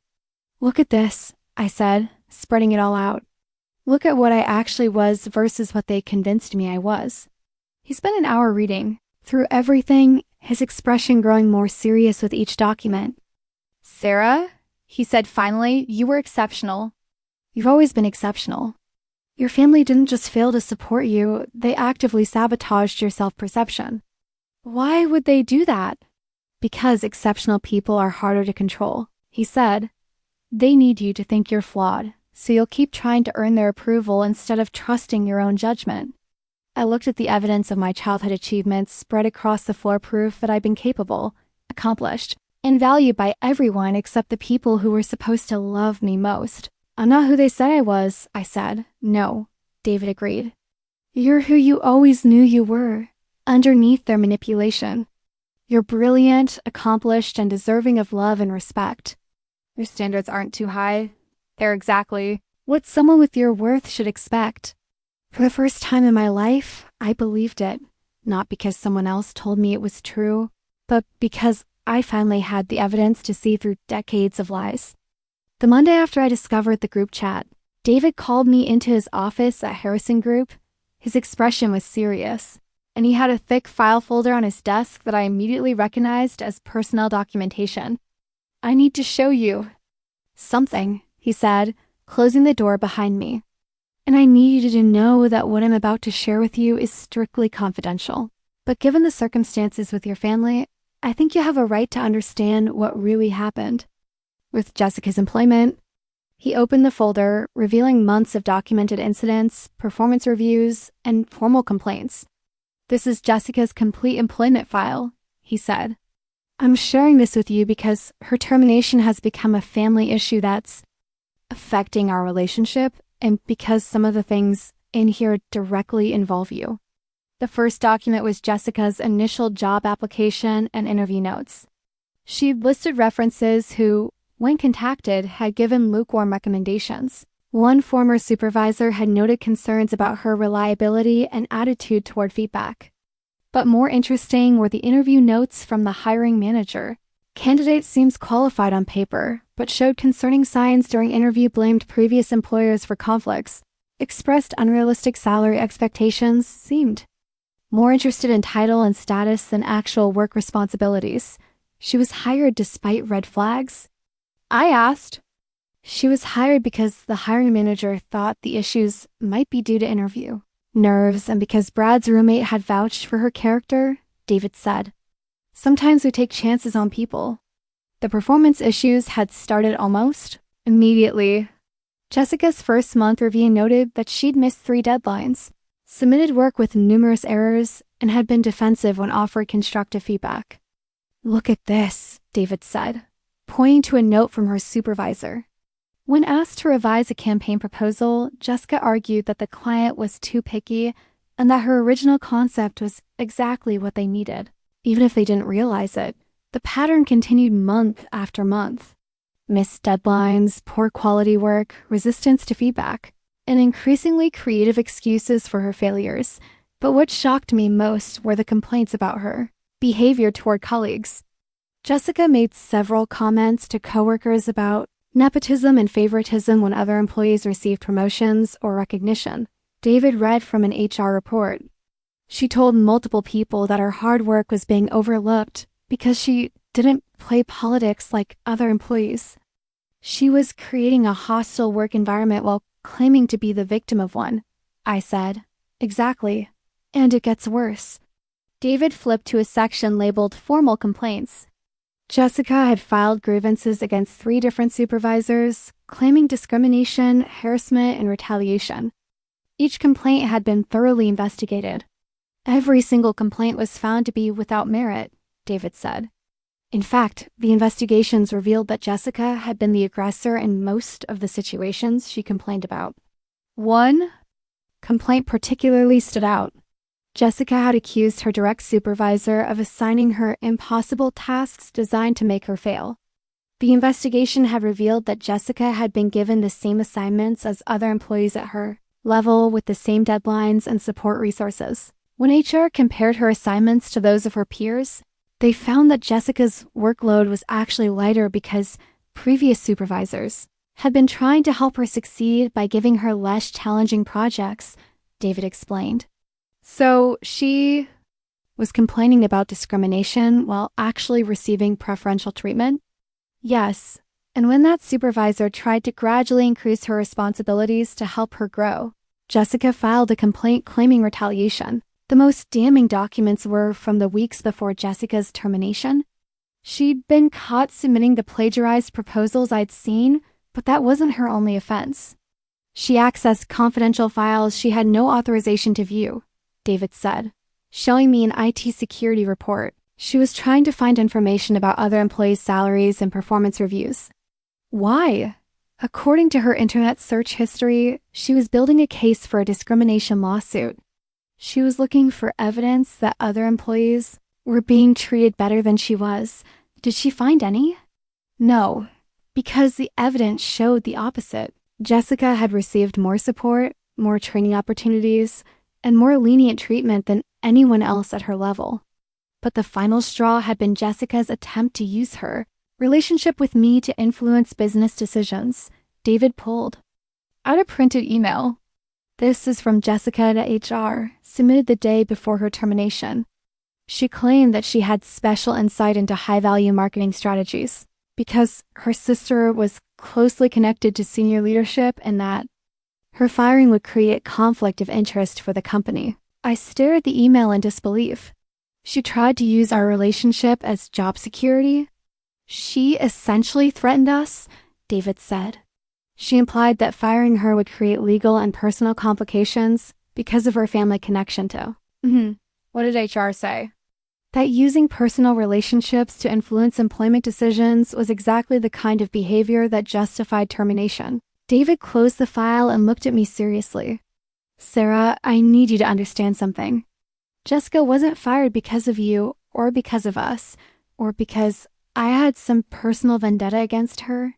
She was fired because she violated multiple company policies, created a hostile work environment, and attempted to use personal relationships to avoid accountability for her performance. I felt sick. My family thinks you fired her because of me. I know, and I understand why they think that, given the timing. But the termination process had been in motion for months. The plagiarism incident was just the final documented violation we needed. They'll never believe that. Probably not, David agreed. But Sarah, there's something else you need to know. Jessica's behavior had escalated to the point where we were concerned about potential sabotage or retaliation. He pulled out another document, a security incident report. The week before her termination, Jessica was caught trying to access my computer after hours. Security cameras showed her at my office at 9 p.m., attempting to log into my desktop. What was she looking for? We don't know.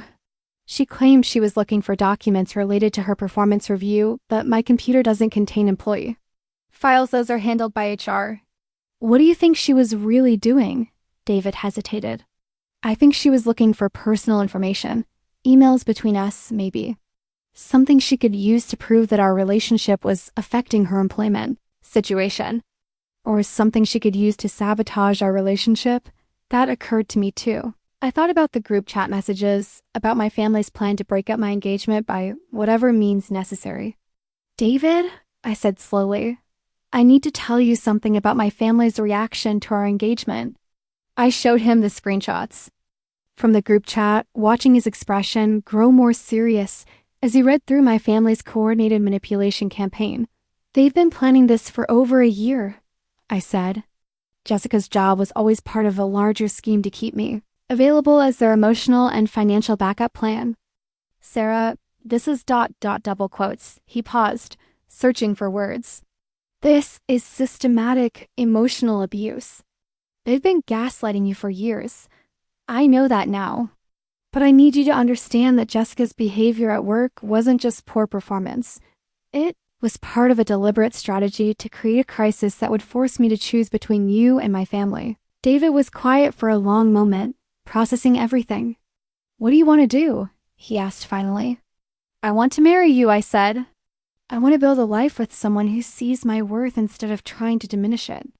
And I want to stop enabling my family's dysfunction, even if it means they cut you off completely. They've already cut me off, I said. They just made me think I was still part of the family while they used me. David reached across his desk and took my hand.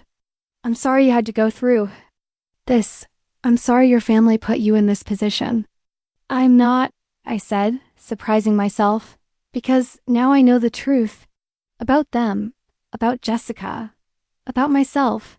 And for the first time in my life, I'm free to choose my own happiness without guilt. Are you sure? I looked at Jessica's employment file, the evidence of her manipulative behavior, at the documentation of her lies and schemes. Then I thought about the group chat, about years of undermining my confidence, about my family's plan to sacrifice my happiness for their convenience. I've never been more sure of anything in my life, I said. 2 weeks later, David and I would get married without a single member of my biological family in attendance, and it would be the most joyful day of my life. Our wedding day dawned clear and beautiful, with the kind of September weather that makes Chicago magical crisp air, brilliant blue sky, and the promise of a perfect evening ahead. I woke up in the bridal suite at the historic mansion we'd chosen, surrounded by Rachel and 2 college friends who'd flown in for the wedding. For the first time in months, I felt completely at peace. "How are you feeling?" Rachel asked as she helped me into my dress, a vintage-inspired gown with delicate lace, sleeves, and a flowing skirt that made me feel like the best version of myself. "Happy?" I said, and meant it completely. For the first time in my life, I'm exactly where I'm supposed to be. The dress fit perfectly, the alterations having been completed without the drama of family opinions about necklines, train length, or appropriateness. I'd chosen it myself, loved it myself, and felt beautiful in it myself. Rachel fastened my grandmother's pearl necklace, the one piece of family jewelry I kept, and stepped back to admire the result. "You look radiant," she said. "Like you're glowing from the inside out?" I looked in the mirror and saw a confident, joyful woman about to marry the love of her life. No doubt, no guilt, no second guessing. Just pure happiness. My phone buzzed with a text from Mom. "Sarah, please reconsider. Families should be together on important days." I deleted it without responding and turned off my phone. "Ready?" Rachel asked. "I've been ready for this my whole life." I said. The ceremony was everything we dreamed of. 60 guests who genuinely loved and supported us, seated in a garden pavilion decorated with white roses and soft candlelight. David's family had embraced me completely, treating me like the daughter they'd always wanted. His mother, Patricia, had taken me aside the night before to say, "I've never seen David as happy as he's been since he met you. You bring out the best in him, and he clearly does the same for you." His father, Robert, had walked me through the garden that morning, sharing stories about David's childhood and telling me how proud they were to have me joining their family. "David told us about the situation with your family," Patricia had said gently. "I want you to know that you have a family with us, no matter what happens with them." As I walked down the aisle with Robert, who'd offered to give me away when he learned my father wouldn't be there, I felt surrounded by love and support. Every face in the audience was smiling. Every person there genuinely wanted us to be happy. David stood at the altar in a perfectly tailored navy suit, his face lighting up when he saw me. As I reached him, he whispered, "You're the most beautiful thing I've ever seen." The ceremony was personal and meaningful. We'd written our own vows, promising to support each other's dreams, to communicate honestly, to build a partnership based on mutual respect and love. "Sarah," David said, his voice steady and sure, "you've taught me that real love isn't about settling or compromising your values. It's about finding someone who sees your worth and reflects it back to you. You've made me a better man, and I promise to spend every day of our marriage making sure you know how extraordinary you are." My vows were equally heartfelt. "David, you've shown me what it means to be truly known and loved. You've supported my dreams, challenged my fears, and helped me understand that wanting to be valued isn't selfish, it's human. I promise to be your partner in every sense of the word, to choose us every day, and to build a life that honors who we really are." There wasn't a dry eye in the pavilion. As we exchanged rings, I caught sight of 2 figures standing at the edge of the garden. My parents had come after all, though they stood apart from the other guests, uncertain and uncomfortable. For a moment, I felt the old pull, the desire to include them, to make them feel welcome, to prioritize their comfort over my own boundaries. But then David squeezed my hand, and I remembered who I was now. I was a woman who chose love over manipulation, boundaries over guilt, and my own happiness over other people's dysfunction. The reception was pure joy. We danced to "At Last" by Ed James, surrounded by friends who cheered and celebrated with genuine enthusiasm. David's best man, his college roommate Michael, gave a toast that had everyone laughing and crying. "I've known David for 15 years, Michael said, "and I've never seen him as happy as he's been since Sarah came into his life." She challenges him, supports him, and loves him exactly as he is. And David, you've helped Sarah see herself the way the rest of us have always seen her, as an amazing woman who deserves nothing but the best. My college friend Emma gave a toast on my behalf, since I'd chosen not to have a traditional wedding party structure that would have created more family drama. Sarah has always been the friend who lifts everyone else up, Emma said. She's been our voice of reason, our shoulder to cry on, and our biggest cheerleader. Today, I'm so happy to see her celebrating herself and choosing the love story she deserves. Around 9 o'clock, as the dancing was in full swing, my parents approached David and me at our table. Sarah, Dad said awkwardly, "Congratulations. It was a beautiful ceremony. Thank you for coming," I said politely but coolly. "We were hoping we could talk," Mom said. "Maybe find a way to work through this family situation." I really looked at them and saw two people who'd spent decades prioritizing one daughter's comfort over the other's happiness. Two people who'd enabled destructive behavior and punished healthy boundaries. "Mom, Dad," I said carefully, "I'm glad you were here to witness this day.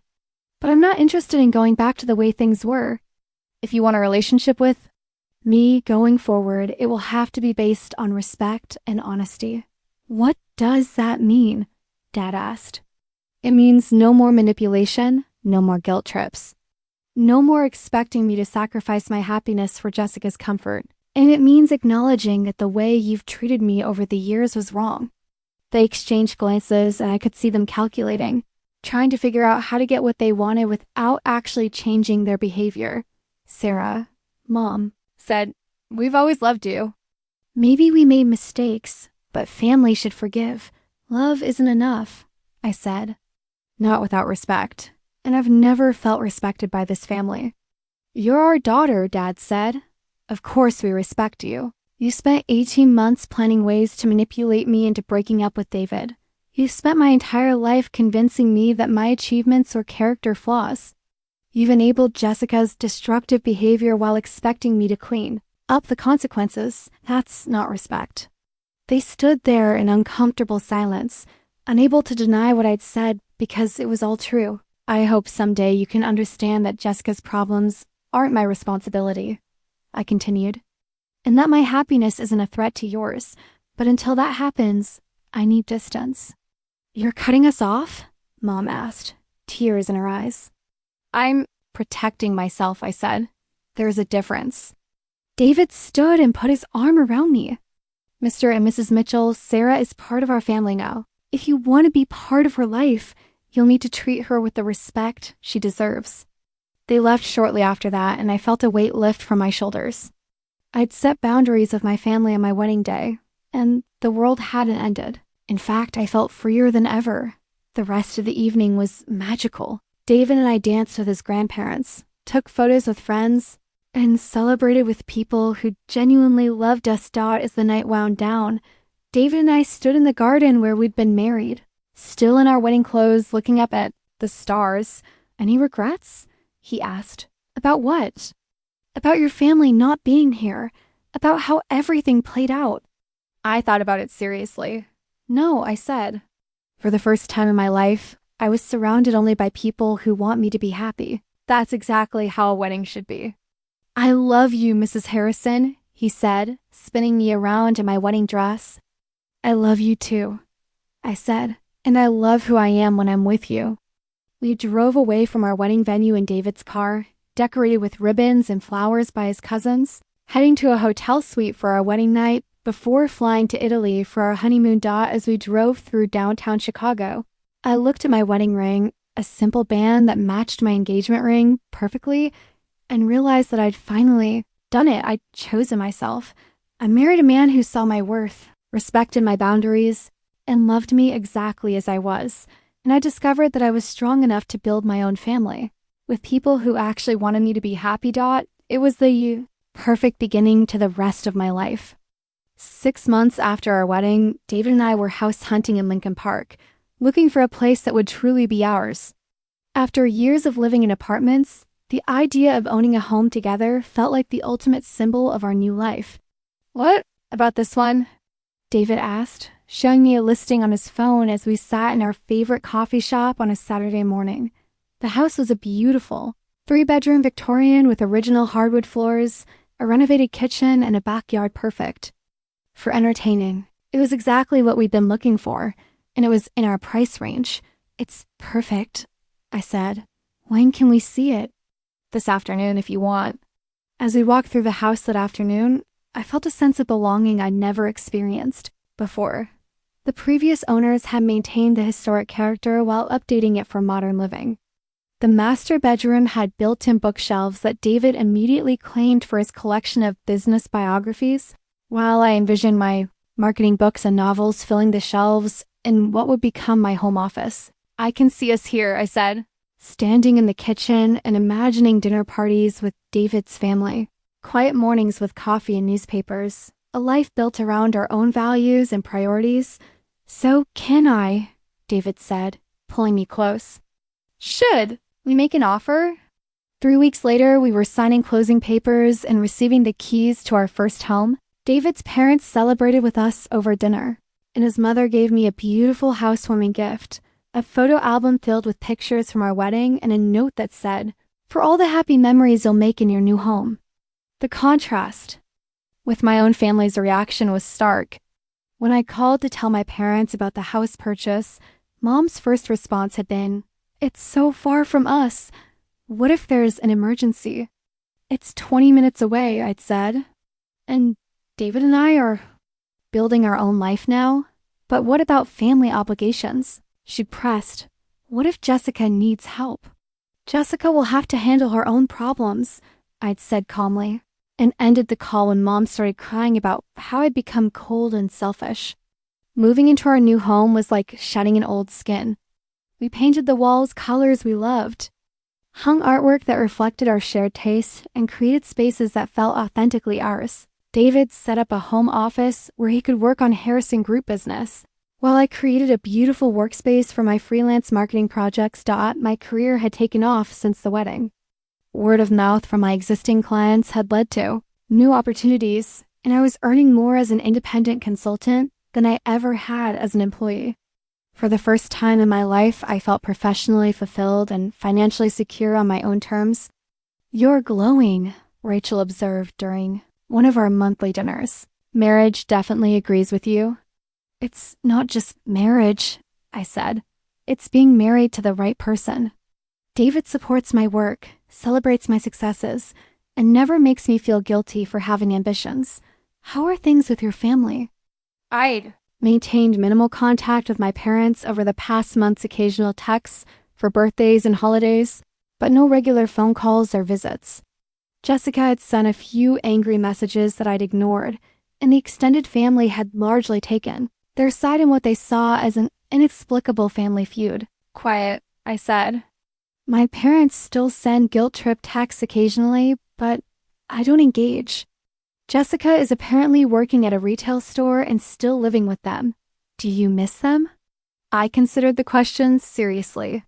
"I miss the idea of them. I miss having a family that I could count on for support and love. But I don't miss the actual relationship we had, because it was never really about love. It was about control. What I did have was David's family, who'd embraced me completely. His parents called regularly just to chat, remembered my work milestones, and included me in family traditions as if I'd always been there. His sister lived in California but flew in for visits, and his extended family had welcomed me warmly during our first Christmas together.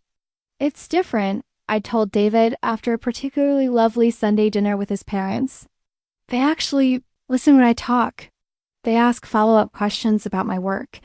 They remember things I've told them.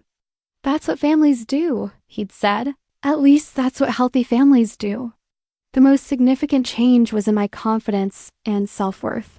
Without the constant undermining and manipulation from my biological family, I'd flourished professionally and personally.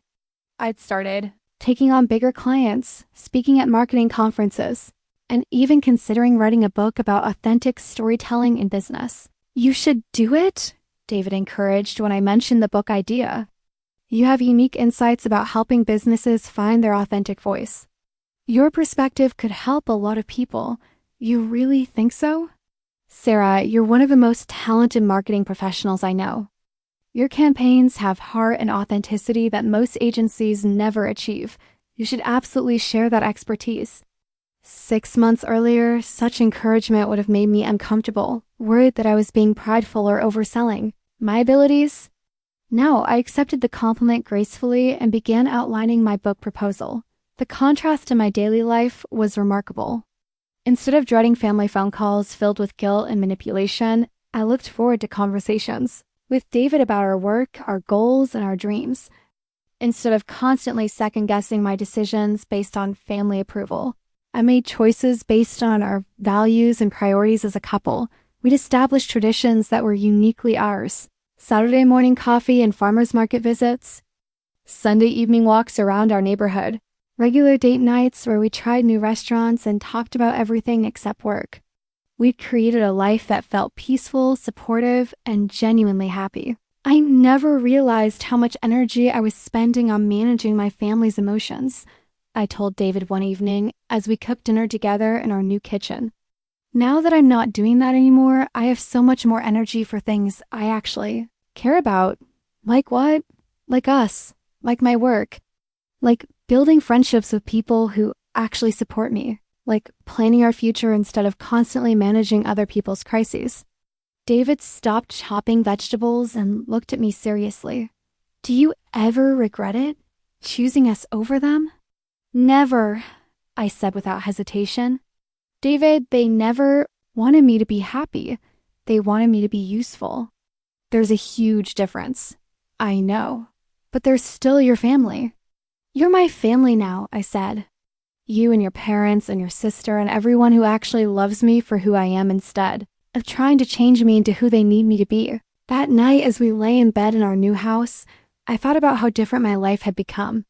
A year ago, I'd been a single woman convinced that my standards were too high, living in constant guilt about disappointing my family. Now I was a happily married woman with a thriving career, a beautiful home, and a clear sense of my own worth. David, I said into the darkness. Thank you. For what? For seeing me. For loving me exactly as I am. For showing me that I deserved better than what I was accepting. Thank you for being brave enough to choose happiness, he said, pulling me closer. Thank you for choosing us. As I drifted off to sleep in our new home, surrounded by love and possibility, I realized that sometimes the greatest gift you can give yourself is the courage to walk away from people who don't appreciate your worth. I'd spent 30 years trying to earn love from people who were incapable of giving it. Now I was building a life with someone who loved me freely, completely, and without conditions. It was the best decision I'd ever made. The phone call came on a Tuesday evening in March, almost a year after Jessica had been fired from Harrison Group. David and I were making dinner together when my phone rang with Mom's number. I almost didn't answer, but something made me pick up. Sarah, Mom said, her voice strained. I need to tell you something about Jessica. What now? I asked, not unkindly, but without the immediate concern I would have shown in the past. She lost her job at the department store. They said she was difficult with customers and other employees. I wasn't surprised. Jessica's pattern of behavior didn't change just because her environment did. I'm sorry to hear that, I said genuinely. What's she going to do now? That's what I'm calling about, Mom said. She's been struggling, Sarah, really struggling. She's depressed, she's angry, and she's not handling any of this well. Is she getting professional help? We suggested therapy, but she says she doesn't need it. She says her problems are because of what David did to her career and what you did to the family. I sighed. Even a year later, Jessica was still refusing to take responsibility for her own choices. Mom, Jessica's employment problems aren't because of David or me. She was terminated for cause, and her pattern of behavior has continued at every job since then. But she's family, Mom said, and I could hear the familiar guilt trip building. She needs support right now. What kind of support? She needs a fresh start. Somewhere new, away from all the negativity here. And She needs help getting back on her feet financially. There it was. They wanted money. How much money? I asked directly. Sarah, it's not about money. Yes, it is. How much? Mom was quiet for a moment. She owes about $15,000 in credit card debt, and she can't make rent without a job. Maybe if she could move somewhere fresh, get a little help with expenses while she looks for work. Mom, Jessica is 29 years old. She's had multiple jobs and blown every opportunity. At what point does she have to face the consequences of her own choices? She's your sister, Mom said desperately. Don't you care what happens to her? I care that she's struggling, I said carefully. But I also know that bailing her out again won't help her learn to handle her own problems. So you'll just let her lose her apartment? Let her hit rock bottom? I'll let her experience the natural consequences of her choices, yes. Maybe hitting rock bottom is what she needs to finally get help and change her behavior. Mom started crying. I can't believe how cold you've become. This isn't the daughter I raised. You're right, I said. The daughter you raised would have. Emptied her savings account to fix Jessica's problems while feeling guilty about not doing more. But that daughter was miserable and constantly stressed about everyone else's crises. What if Jessica does something drastic? What if she hurts herself? Then she needs professional help, not financial enablement. If you're genuinely worried about her mental health, call a crisis intervention service. Don't call me for money. Sarah, please, just this once. Help us help her. Help her how? By teaching her that there are no consequences for poor choices. By showing her that she'll always be rescued no matter how badly she behaves. By showing her that family supports each other. Mom, supporting someone means helping them become their best self, not enabling their worst impulses. Giving Jessica money right now would be the opposite of support. After Mom hung up, I told David about the conversation. How do you feel? He asked. Sad for them? I said, but not guilty. For the first time in my life, I can see the situation clearly without feeling responsible for fixing it. What do you think will happen? I think Jessica will eventually have to face reality. She can't keep burning bridges and expecting other people to build new ones for her. 2 weeks later, I learned what had really happened with Jessica's job at the department store. David's assistant mentioned that her sister worked there and had witnessed Jessica's termination. She was fired for being rude to customers and starting arguments with other employees, the assistant told David, who relayed the information to me.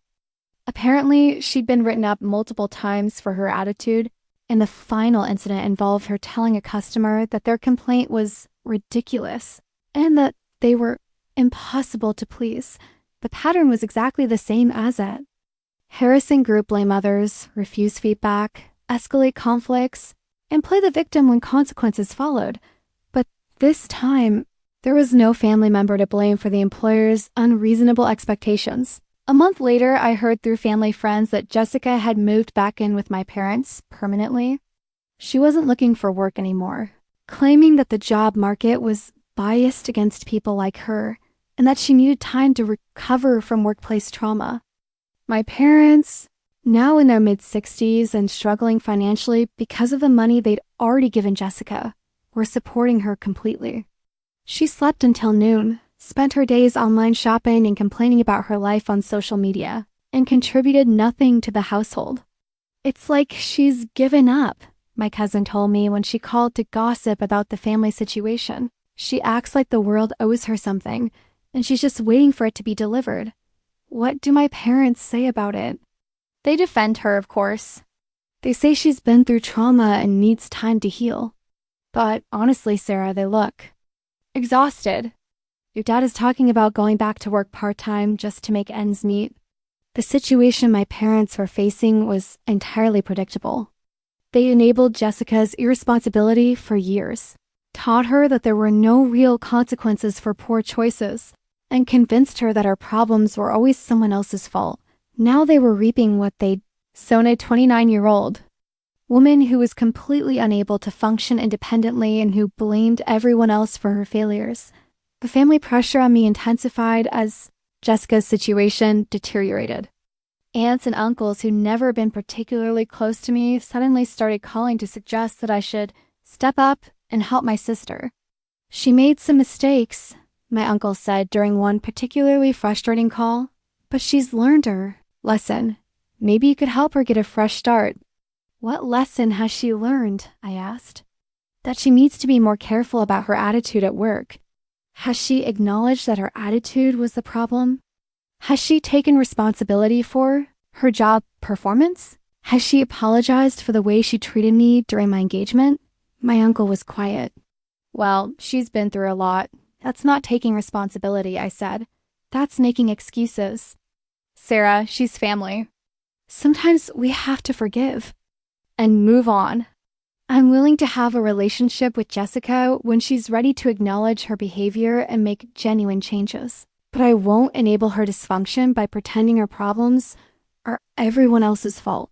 The truth was, I felt sorry for Jessica. She'd been raised to believe that her feelings are more important than her behavior, that other people should adapt to her needs rather than her learning to meet reasonable expectations. My parents had done her no favors by shielding her from consequences and teaching her that being unhappy excused poor treatment of others. But I also knew that helping her financially or emotionally would only reinforce the patterns that had made her miserable in the first place. Do you think she'd ever change? David asked one evening after I'd received another guilt trip call from extended family. I think she'd change when the pain of staying the same becomes greater than the pain of changing, I said. Right now, she's being supported in her dysfunction. She has no incentive to grow. And your parents? They'll keep enabling her until they can't anymore. And then maybe she'd be forced to develop some life skills. That's a hard way to learn. It is, I agreed. But some people won't choose the easy way to learn. They have to hit bottom before they're willing to change. 6 months later, I heard through my cousin that Jessica had finally gotten another job part-time retail at a small boutique. It wasn't much, but it was a start. She seems different, my cousin reported. Quieter, less dramatic. Different how? She actually listened when her manager gave her feedback instead of arguing. And when a customer was difficult, she stayed calm and called for help instead of getting defensive. It was a small step, but it was progress. I didn't reach out to congratulate her or offer support. Jessica needed to prove to herself that she could handle her own life before anyone else would trust her with responsibility again. But for the first time in years, I felt hopeful that she might actually be learning from her consequences instead of just enduring them. Change was possible, even for Jessica. She just had to want it more than she wanted to be right. 2 years after my wedding, I found myself sitting in a therapist's office for the first time in my life. Not because my marriage was struggling or because I was falling apart, but because I wanted to understand how to build the healthiest possible relationships going forward. What brings you here today? Dr. Elena Martinez asked during our first session. I've spent most of my life in relationships where I was manipulated and made to feel guilty for having boundaries, I said. I want to make sure I never accept that kind of treatment again, and I want to understand how to build healthy relationships with people who might have been affected by my family's dysfunction. Dr. Martinez specialized in family trauma and emotional manipulation. Over the following month, she helped me understand patterns I'd never recognized and develop tools for maintaining my mental health and boundaries. Family scapegoating is a form of psychological abuse, she explained during one of our sessions. The family system needs someone to blame for their problems, so they designate one member as the source of conflict. That person is then systematically undermined, criticized, and made to feel responsible for everyone else's emotional well-being. But why me? I asked. Why not Jessica? Because you were competent and empathetic, she said. Scapegoats are often the most psychologically healthy members of the family, which makes them threatening to the dysfunction. You were succeeding despite their undermining, which challenged their narrative about you. Through therapy, I learned about concepts like gaslighting, emotional manipulation, and trauma bonding. I understood why I felt so guilty for setting boundaries and why I'd been so willing to sacrifice my own needs for other people's comfort. Your family trained you to believe that your worth was conditional on your usefulness to them. Dr. Martinez explained. Healthy families love you for who you are. Dysfunctional families love what you can do for them. The healing process wasn't always easy. There were sessions where I cried for the childhood I'd never had, for the unconditional love I never received, for the years I'd spent believing I was the problem, but there were also breakthroughs that changed how I saw myself and my relationships. You've been carrying guilt that doesn't belong to you, Dr. Martinez said during one particularly powerful session. Your family's financial problems, Jessica's career failures, your parents' unhappiness, none of that is your responsibility. You were a child who grew up believing that other people's problems were your fault. How do I stop feeling responsible for them? By remembering that responsibility flows downward, not upward. Parents are responsible for children, not the other way around. Adults are responsible for their own choices and consequences. I started keeping a journal, writing down my thoughts and feelings without censoring them. The process helped me recognize when I was falling into old patterns of self-blame and guilt. One entry particularly stood out. Had coffee with my college friend Lisa today. She mentioned that her sister was going through a divorce and asked if I had any advice. My first instinct was to offer to help with money, childcare, whatever she needed. Then I caught myself. I can offer emotional support and advice, but I don't have to solve other people's problems. It's possible to care about someone without taking responsibility for their life. The therapy also helped me process my relationship with David from a healthier perspective. You mentioned that sometimes you feel guilty about being happy, Dr. Martinez observed. Tell me about that. Sometimes I worry that I'm being selfish by having this amazing marriage while my family is struggling. Like, I don't deserve to be this happy when they're not. Do you think your being unhappy would make them happier? No, I said slowly. It would just make me miserable too. So your happiness isn't taking anything away from them? No, but I was raised to believe that if other people were struggling, I should struggle too. That being happy when others weren't was somehow wrong. That's called survivor guilt, she said. It's common in people who've escaped dysfunctional family systems. You feel guilty for thriving when others are stuck in dysfunction. How do I stop feeling guilty about my success? By remembering that your success doesn't cause their problems and your failure wouldn't solve them. You can model healthy behavior and offer appropriate support, but you can't save people who don't want to be saved. 6 months into therapy, I decided to start a blog about my experience. I called it Choosing Yourself and wrote about recognizing manipulation, setting boundaries, and building healthy relationships. The response was overwhelming. Within weeks, I was receiving messages from readers who'd experienced similar family dynamics, who'd been made to feel guilty for having standards, who'd been designated as the family scapegoat. Your post about wedding planning really resonated with me, one reader wrote. My family tried to take over my entire wedding and made me feel selfish for wanting what I wanted. I thought I was the only one dealing with this. Thank you for writing about the group chat discovery, wrote another. I found something similar on my mom's phone and thought I was going crazy. It's validating to know that other families do this kind of coordinated manipulation. Writing about my experience was therapeutic, but it also served a larger purpose. I was helping other people recognize unhealthy patterns and giving them permission to choose their own happiness over family. Dysfunction.David was incredibly supportive of both the therapy and the blog. I'm proud of you for doing this work, he said one evening as I wrote a post about recognizing gaslighting techniques.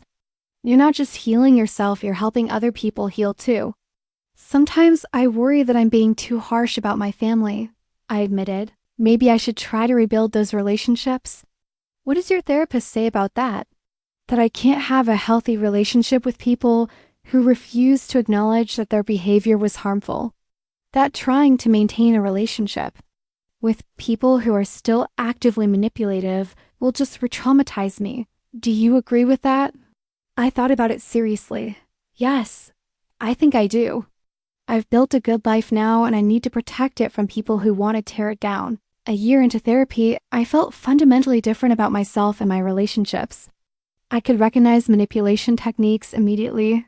I could set boundaries without guilt. I could prioritize my own needs without feeling selfish. Most importantly, I could trust my own judgment about people and situations. You've developed what we call a strong sense of self, Dr. Martinez explained during one of our later sessions. You know who you are, what you value, and what you will and won't accept in relationships. That's the best protection against future manipulation. What if my family wants to reconcile someday? I asked. If they're willing to acknowledge their behavior, take responsibility for the harm they caused, and demonstrate sustained change in how they treat you, then reconciliation might be possible, but it would have to be on your terms, with your boundaries respected. And if they're not willing to do that, then you'll know that maintaining distance is still the healthiest choice for you. As I finished my second year of therapy, I reflected on how much my life had changed. I'd gone from being a woman who felt guilty for wanting love and respect to someone who expected those things as a baseline in all my relationships. I'd learned that choosing myself wasn't selfish, it was necessary. I discovered that I could love people while still protecting myself from their dysfunction, and I'd realized that the family you choose can be more loving and supportive in the family you're born in. To dot my journey toward healing had not only saved my marriage and my mental health, it had given me a mission to help other people recognize their own worth and choose their own happiness. Sometimes the greatest gift you can give the world is the example of a person who refused to settle for less than they deserved. 3 years after my wedding, I sat in the bathroom of our Lincoln Park home, staring at 2 pink lines on a pregnancy test. After months of trying, David and I were finally going to have a baby. I felt a rush of joy, followed immediately by a wave of determination. This child would grow up in a family where love was unconditional, where achievements were celebrated, where boundaries were respected, and where worth wasn't measured by usefulness to others. David, I called, my voice shaking with excitement. He appeared in the doorway within seconds, took one look at my face and the test in my hands, and broke into the biggest smile I'd ever seen. Really? He asked. Really, I said, laughing and crying at the same time. He picked me up and spun me around our bathroom, both of us laughing and talking over each other about due dates and nursery plans and how our lives were about to change. In the most wonderful way, Dot, as the news settled in over the following days, I thought about what kind of mother I wanted to be. I thought about the parenting I'd received, the conditional love, the manipulation, the favoritism, and made deliberate choices about how I would do things differently. This child would be celebrated for who they were, not criticized for who they weren't. This child would be encouraged to have standards and boundaries, not guilted into sacrificing them for other people's comfort. This child would learn that healthy relationships were based on mutual respect, not obligation and manipulation. David and I spent hours talking about our values and how we wanted to raise our family. We discussed discipline strategies, educational philosophies, and family traditions we wanted to establish. I want our children to feel safe expressing their feelings, I said during one of these conversations. Even if those feelings are inconvenient for us as parents, I want them to know that our love for them isn't contingent on their achievements or their usefulness to us, David added. I want them to understand the difference between being caring and being responsible for other people's emotions. And I want them to see us treating each other with respect and kindness so they know what healthy relationships look like. When I was 12 weeks pregnant, we shared the news with David's family first. Patricia cried happy tears and immediately started planning to convert their spare room into a nursery for visits. Robert began researching college savings plans and talking about teaching his grandchild to fish. This baby is so lucky to have you as parents, Patricia said, hugging both of us. You're going to be wonderful. A week later, I called my parents to tell them about the pregnancy. It was the first time I'd spoken to them in over 6 months. Sarah, Mom said, her voice brightening when she heard it was me. How are you? I'm doing well, I said. I have some news to share. David and I are expecting a baby.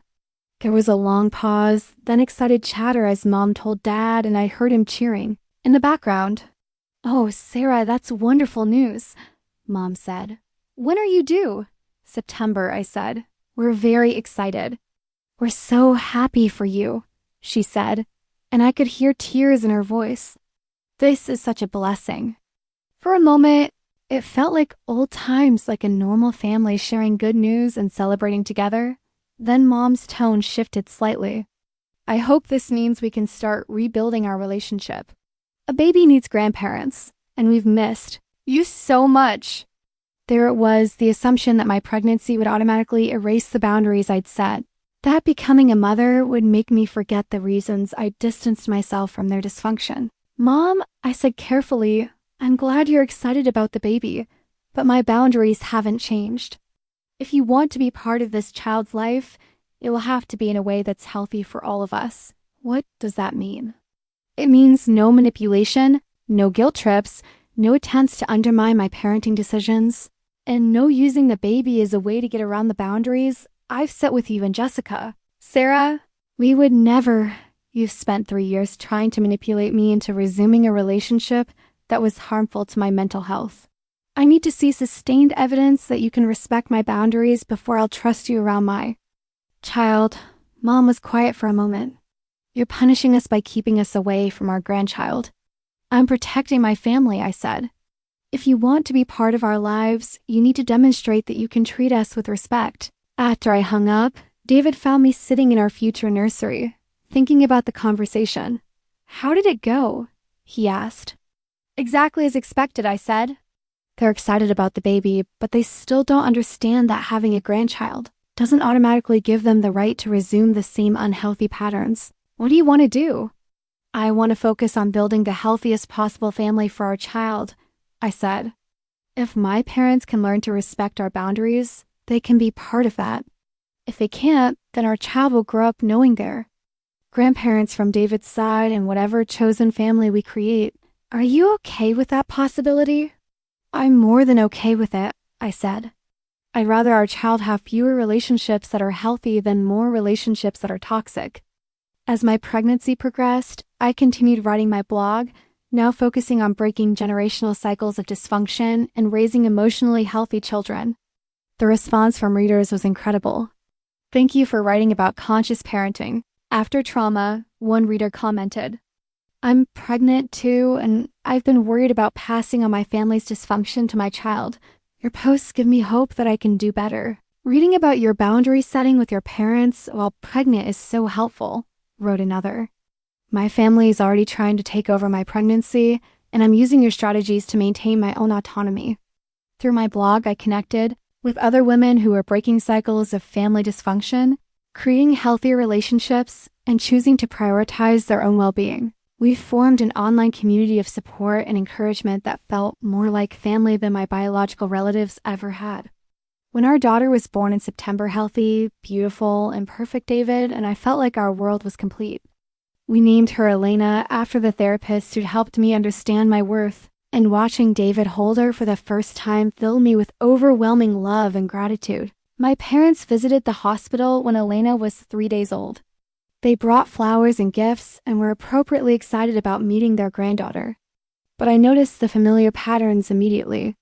Mom made comments about how I was holding Elena wrong, suggested that I wasn't feeding her enough, and questioned our decision to breastfeed exclusively. Maybe if you supplemented with formula, she'd sleep better, Mom said.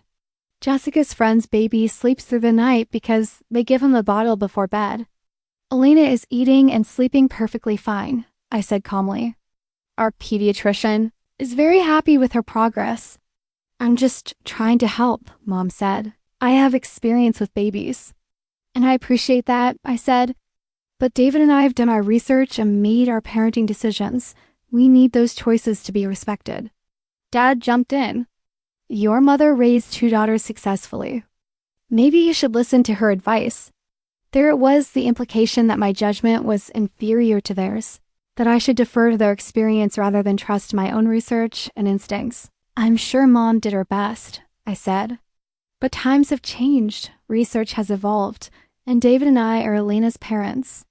We'll make the decisions about her care. After they left, David and I debriefed about the visit. They lasted about 30 minutes before trying to undermine your confidence as a mother, he observed. Which is exactly why I was right to maintain boundaries, I said. Imagine if I'd given into the pressure to rebuild our relationship without them actually changing their behavior. How do you feel about limiting their access to Elena? Protective, I said immediately. Elena deserves to grow up feeling confident in herself and her parents' love. She doesn't need people in her life who will undermine that. We established clear rules for my parents' involvement. Supervised visits only, no criticism of our parenting choices, no attempts to manipulate or guilt trip, and immediate consequences for boundary violations. Within 2 months, they'd violated every rule. After their third warning, I made the difficult decision to cut off contact completely. I will not expose my daughter to the same manipulation and criticism that I grew up with, I told them during our final phone call. Elena will grow up knowing that she's loved unconditionally, and I won't let anyone undermine that message. You're using our granddaughter as a weapon? Mom accused. I'm using my role as her mother to protect her from emotional abuse, I corrected. If that changes how you see me, that says everything about your priorities. Now, as I write this, Elena is 6 months old. She's a happy, healthy baby who smiles constantly and seems to find joy in everything around her. She knows she's deeply loved by her parents, adored by her paternal grandparents, and celebrated by the chosen family we've built around her. She will grow up in a home where her achievements are celebrated, her feelings are validated, and her worth is never questioned. She will learn to have standards and boundaries, and should never be made to feel guilty for expecting to be treated with respect. She will see her parents treating each other as equal partners, communicating honestly, and supporting each other's dreams. And if anyone tries to make her feel like she's too much, too demanding, or too picky about how she's treated, she'll have the tools to recognize manipulation and the confidence to walk away. The cycle of dysfunction that had defined my family for generations ends with me. I was told I was too picky about relationships at 30. But being picky led me to David, to genuine love, to a life built on mutual respect and shared values. I was told I was selfish for choosing my own happiness. But choosing myself allowed me to become the kind of person who could love and be loved in healthy ways. I was told that family should come first, always. But I learned that the family you choose can be more loving and supportive than the family you're born into. My sister Jessica still lives with my parents, still struggling with the consequences of never learning to take responsibility for her own life. My parents are still enabling her dysfunction while complaining about the burden she's become. Sometimes I feel sad about the relationships I've lost, but I never regret the choices I've made, because those choices led me here to a marriage built on love and respect, to a daughter who will never doubt her worth, to a life where I'm valued for who I am rather than what I can sacrifice for others. They said I was too picky about relationships. They were wrong. I wasn't picky enough. If this story resonated with you, if you've ever felt like the family scapegoat or struggled with setting boundaries with manipulative relatives, know that you deserve better. You deserve love that doesn't come with conditions, support that doesn't require sacrifice, and relationships that celebrate your success rather than diminishing it. Choose yourself. Set your standards high. Don't settle for less than you deserve. Sometimes the greatest act of love is walking away from people who can't love you properly. And sometimes the family you choose is the one that will love you best.